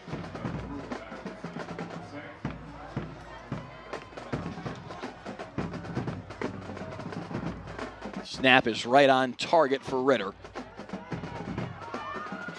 It'll be Lacey to take it on a bounce. Comes to the near sideline, trying to get the corner. Can he get it? He does. Tony Lacey around the corner, lowers his shoulder across the 35 and out of bounds at the 37. And there are no flags on the field. I don't believe it. No block in the back. It does seem like something worth celebrating. Not from a Bishop Lynch or All Saints perspective, but just from a football perspective, to see a play finish and not have any yellow on the field. It's a wonderful thing. Hey, the Saints have struggled with blocking the back penalties this evening. That was a critical moment to not have one. 1:24 to play, 1 timeout for All Saints. Ball at their own 38-yard line, down 7. And Epperson's going to throw that one out of bounds and way over the head of his intended target, Donshea Douglas. They were trying to set up the screen, and clearly Epperson wasn't comfortable with what they had set up there.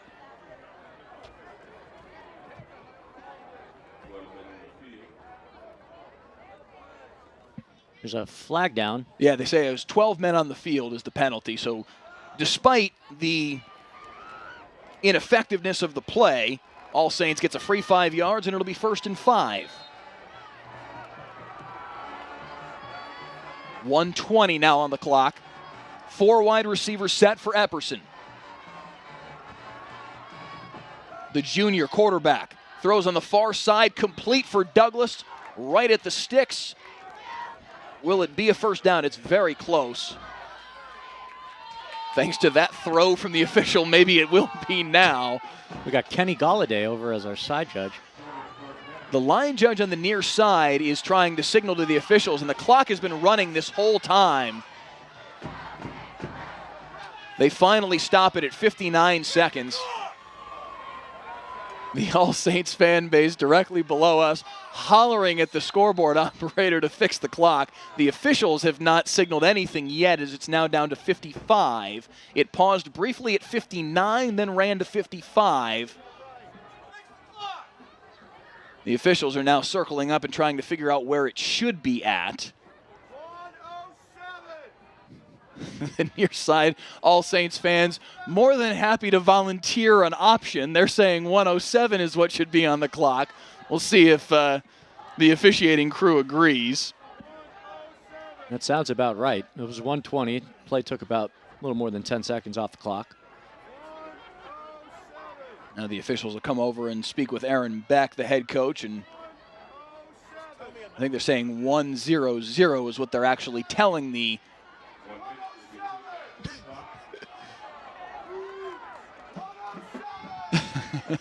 it is entertaining to listen to this near side crowd hollering for 107 to be on the clock, but no, it will be 1 minute even. And the snap goes through the legs of Matthew Epperson. He has to dive on top of it. 51 and moving, and they're going to use the timeout.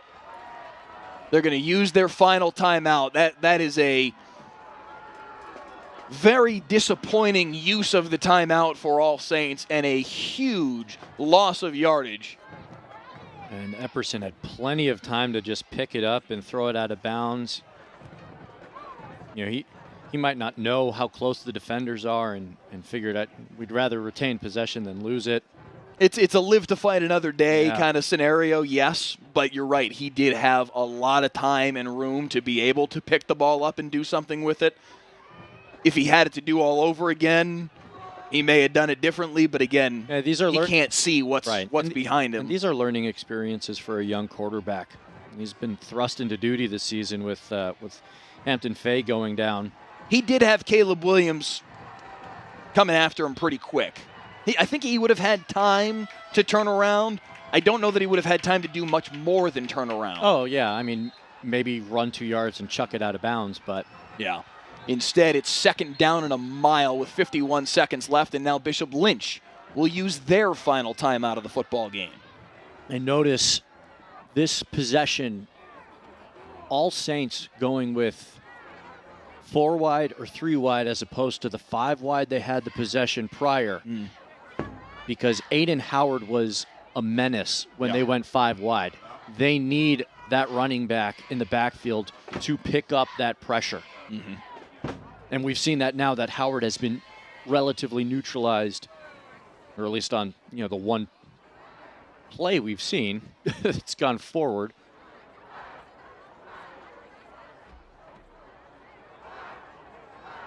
So still 51 seconds on the clock as Bishop Lynch uses their final timeout of the football game. Now both teams out of timeouts, 21-14. Bishop Lynch with the lead. They have the only score in the second half. An Aiden Howard 1-yard touchdown run with 10:52 to play in the fourth quarter. That is all we've seen in this second half of play. All Saints trying to change that, but they need to go 65 yards to do so. Epperson on second down and forever. Goes deep down the left sideline, complete. Donshea Douglas toe tap inbounds, a good catch, and that gets him out to the 45. That's a start. And Douglas comes up a little gimpy on that play. He's been, by a wide margin, their best threat down the football field. They need him to have both his wheels in full working order if they're going to be able to move the football down the field. 46 seconds on the clock now. That play took 5 seconds. Third down and 13 for Epperson. Looks to the left again for Douglas, again complete on the sideline, and he's just 2 yards shy of the first down marker. It'll be a do-or-die 4th and 2 here for All Saints. Call it 3. They mark it at the 45, 4th and 3. They need to get just a hair outside the 42 to pick up a first down. Epperson with 4 wides. On 4th down and 3, have to have it. Looks deep downfield for Douglas. Incomplete. No flags. Bishop Lynch football. Turnover on downs. And that will just about do it for this football game. 37 seconds on the clock. All Saints out of timeouts. And it's a couple kneel downs for Bishop Lynch, and they are moving on to the second round. And it's the delayed blitz that caused Epperson to throw that ball just a fraction earlier than he wanted it to. Pressure just crept in there. He wasn't able to step into the throw. But you question going for it all there on 4th and 3. And All Saints out of timeouts, 37 seconds, so all Bishop Lynch has to do is kneel on it once, maybe twice. They'll move on to the state quarterfinals, a team that played for a state championship a year ago, 4-6 this year in the regular season, but riding the back of Darius Boyd, who was ejected late in this football game, and you do wonder how that will impact his next game as well. It wasn't a targeting penalty, as Donche Douglas is back up on his feet. He came up a little bit lame after that 4th down play and was slow to get up, but he does walk off under his own power. I think more than anything, he was hurt a couple plays prior when we saw him limping. And could be cramp.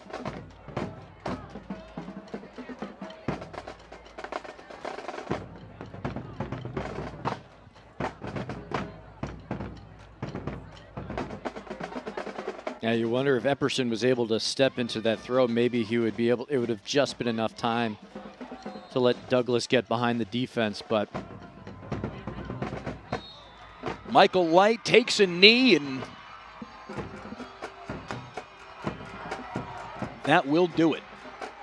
The Bishop Lynch Friars come on the road and knock off All Saints 21-14 in the first round of the TAPS Division I playoffs and advance to the state quarterfinals. And give the Friars a ton of credit. You know, the season hasn't gone the way they wanted it to. You've mentioned over the course of the evening the changes that they've gone through since last season, players leaving for graduation and new transfers. Coach, new head coach, new head coach. So, I mean, this is a far cry from the team that we saw last season, but to go on the road and face a team with some good players that's also going through a bit of a lot of changes as well. It's a big playoff victory for Bishop Lynch. And for the Saints, I think these are just part of the growing pains. They've got a really good core for next season. But, certainly for the seniors, a tough way to go out. Yeah, it's not often that you'll say this about a team that gets knocked out in the first round of the playoffs, but I think you could make a really strong argument that All Saints is maybe the state title favorite in 2020. They are going to be loaded next year. You get Hampton Fay back off the torn labrum. You get Tommy Brockermeyer back. You'll have James Brockermeyer back. Tony Lacey. This team is loaded. You'll have Tony Lacey. I mean, there is a ton of talent at the junior and sophomore level for All Saints. Kelvin Brewer will be back. Kevin Chumley, the freshman stud, will be a year older, a year bigger, a year stronger. There is a ton of talent on that All Saints team, offensively and defensively. You won't have Cayman Lane anymore, but there are ways that they can make up for that. This All Saints team is going to be very, very good next year. But that team you're watching celebrate right now, the Bishop Lynch Friars, last year made it all the way to the state title game. This year, one step closer. They move on to the state quarterfinals, where they will likely play St. Thomas, the number 1 seed out of District 3 in the second round. Yeah, and kind of just a quick wrap up here. The Friars, this was, from what we had spoken to with the coaches and parents before tonight's game, this is their identity. Is we're gonna ground and pound. We'll take to the air when necessary, maybe a little play action just to keep you on your heels, and then we're going right back to the ground game. Darius Boyd over 170 yards rushing.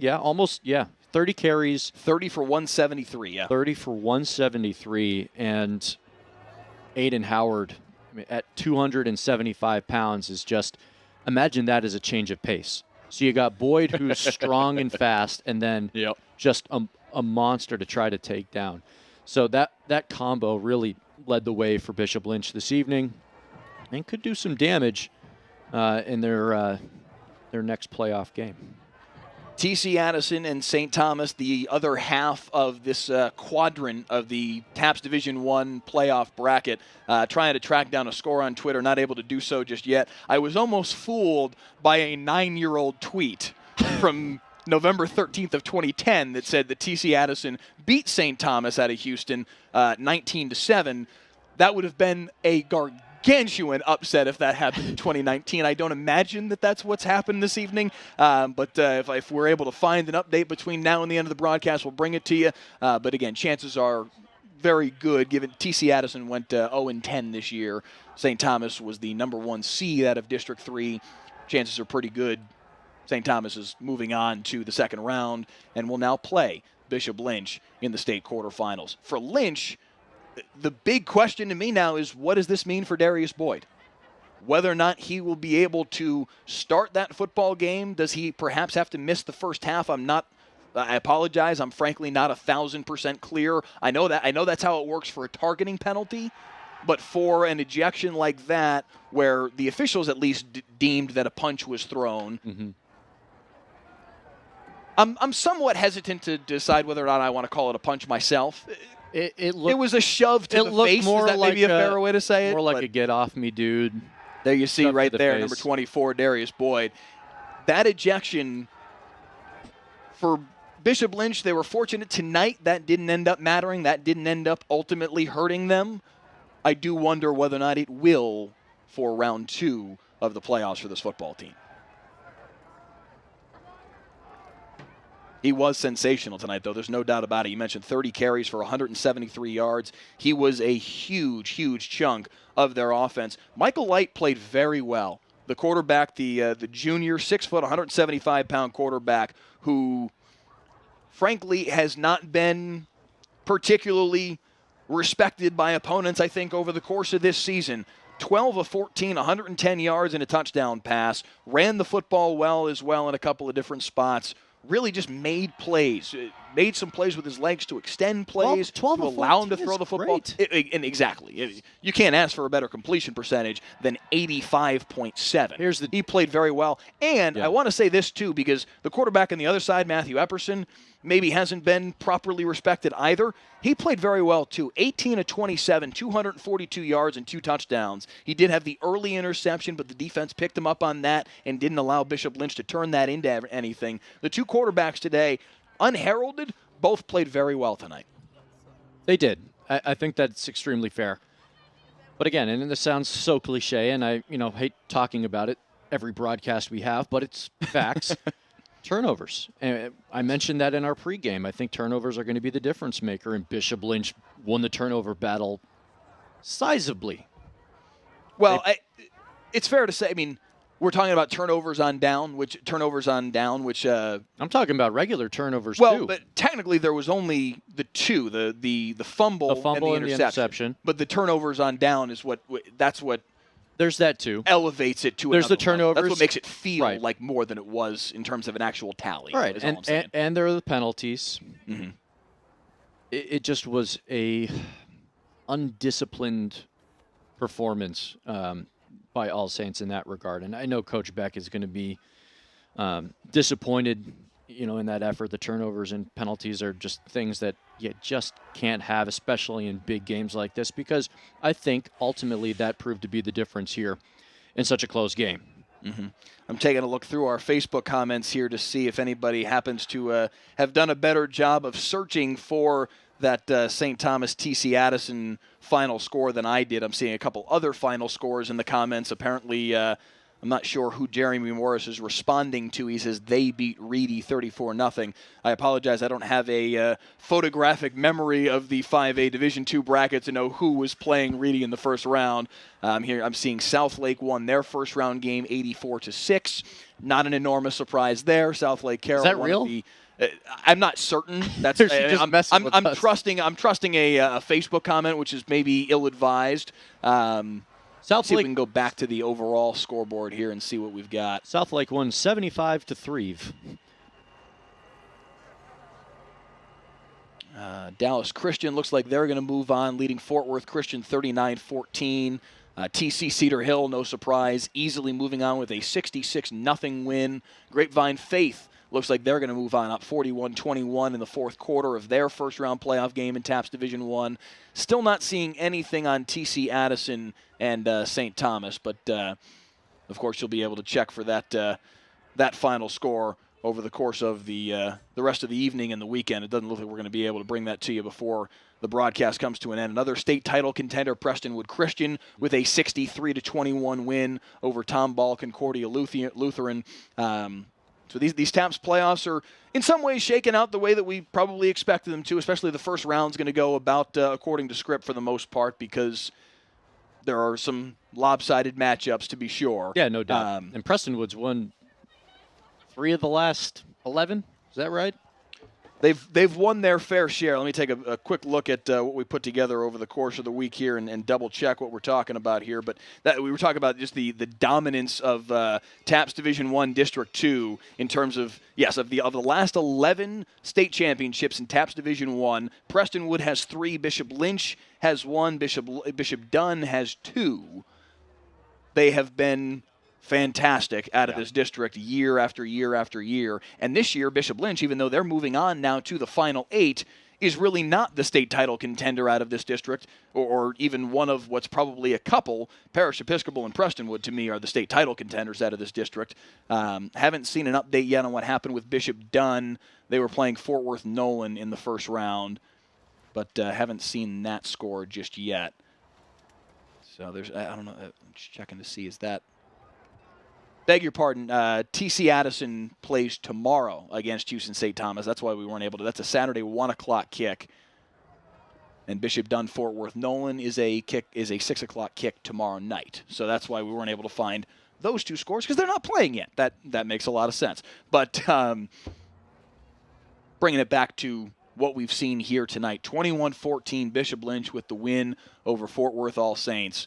And again, a lot of the damage done on the ground. Aiden Howard, 2 touchdown runs. He to me, he's probably the best player on the football field tonight. Between what he did on the defensive side of the ball and then also his impact that he was able to bring, blocking for Darius Boyd and then also carrying in a couple of key short yardage situations for Bishop Lynch. Aiden Howard was as advertised tonight. Yeah, I totally agree. I mean, when you have that big of an impact on both sides of the football, you're the unquestioned, quote-unquote, player of the game. So I'm still seeing comments in the Facebook feed about whether or not Southlake Carroll won 84-6. So I'm just going to check and see if that is indeed accurate. Let's see. Allen won 55-20 over Saxe. No real surprise there. Good one between Arlington Bowie and Weatherford, 42-36 final score. Arlington moving on 48-3. They lead Richland in the third quarter. Denton Geyer and Hebron, not as close as I would have thought. 30-16, Geyer with the lead in that one in the fourth quarter. Let's see. Cedar Hill looks like they're about to get revenge on Richardson Pierce for knocking them out in the playoffs last year in the first round. They lead 31-20 DeSoto with a 28-6 lead on Skyline. Not a big surprise there either. Duncanville up 45-7 on South Grand Prairie. Again, not a big surprise there. Still not seeing the Southlake Carroll score anywhere on this list. Can't seem to find it. I'll have to trust your 84-6, Jeremy Morris. We appreciate it. Arlington Lamar and Euless Trinity, a good one. That's 2 ranked teams in the state in 6A. 37-27, Lamar leads Euless Trinity. 84-6. Looks like that's going to be the ball game. Oh, yeah, there it is. 84-6. Southlake Carroll beat Louisville 84-6. Eesh. Mercy. Quinn Ewers is a stud. Yeah. Sophomore quarterback. 5 touchdown passes tonight on, get this, 13 attempts. Above average. What's the passer rating on that? 11 of 13, 306 yards and 5 touchdown passes. 300 plus yards on 13 attempts? 13 attempts, yes. Yeah, Jeremy Morris seeing the same thing I am. DeSoto up 28-6. Max Prep's apparently telling Robin Lord Kate that it was 86-6. South Lake Carroll and Louisville. What we're seeing is 84-6. Either way, it's a beatdown. Those 2 points don't matter much. Well, I don't know. I don't know. Vegas only had South Lake Carroll as 78-point favorites, so some dollars could have swung out there. Man. So yeah, I'm not seeing any big surprises per se as I'm scrolling through these first round scores. Frisco Independence beating Mansfield Timberview 43-28. That doesn't necessarily surprise me, but it's a good win for Independence. That was last night. Lancaster beat the Colony 44-29 last night. South Oak Cliff beat Midlothian 21-7 last night. Wow. All right. Final thoughts from this one before we wrap it up. I'm really excited to see this All Saints team next year. This was a year of change. I think expectations diminished once the starting quarterback went down, as well as their best offensive lineman, who also happens to be one of the best in the country. I was going to say, you could make a pretty strong argument their best player. Yeah, easily. Period. So, down 2 of your best players for the majority of the season, that's hard for any team to come back from. A valiant effort this evening, unfortunately, came up short for the Saints. But next year looks real promising. They have so much talent from kids who are just juniors, and I think next year will be, you mentioned it, they could be a favorite. So that's something to look for and something to feel positive about if you're a All Saints fan. For Bishop Lynch, appreciate this moment. This is a team that, the season has certainly not been as successful as they wanted it to. But, now they're one more win away from the semis. So, yes, indeed. not bad. No. Diane Cox in our comments been watching all night. Diane, we appreciate it. A call back to an earlier reference from you. She said, it's not sunrise yet. We can't go home. Yeah, that's why we've been on the air for an extra 20 minutes after this game ended, and Michael's reading the scoreboard from around the entire state. I'm just waiting for him to start playing again. Mike's going to read every score there is in the state of Texas until sunrise. Okay, we'll be here till 6 a.m. Hey, we got to be here for the 10 o'clock show anyway, so it's not like we got anywhere to go just yet anyway. Give them a little tease. All right. With that, we will put this one in the books. A 21-14 final score in favor of Bishop Lynch to move on to the state quarterfinals, ending the season for All Saints Episcopal. Our thanks to the athletic directors and coaches. Bishop Lynch's Greg Price and Aaron Beck serve both roles at these two schools.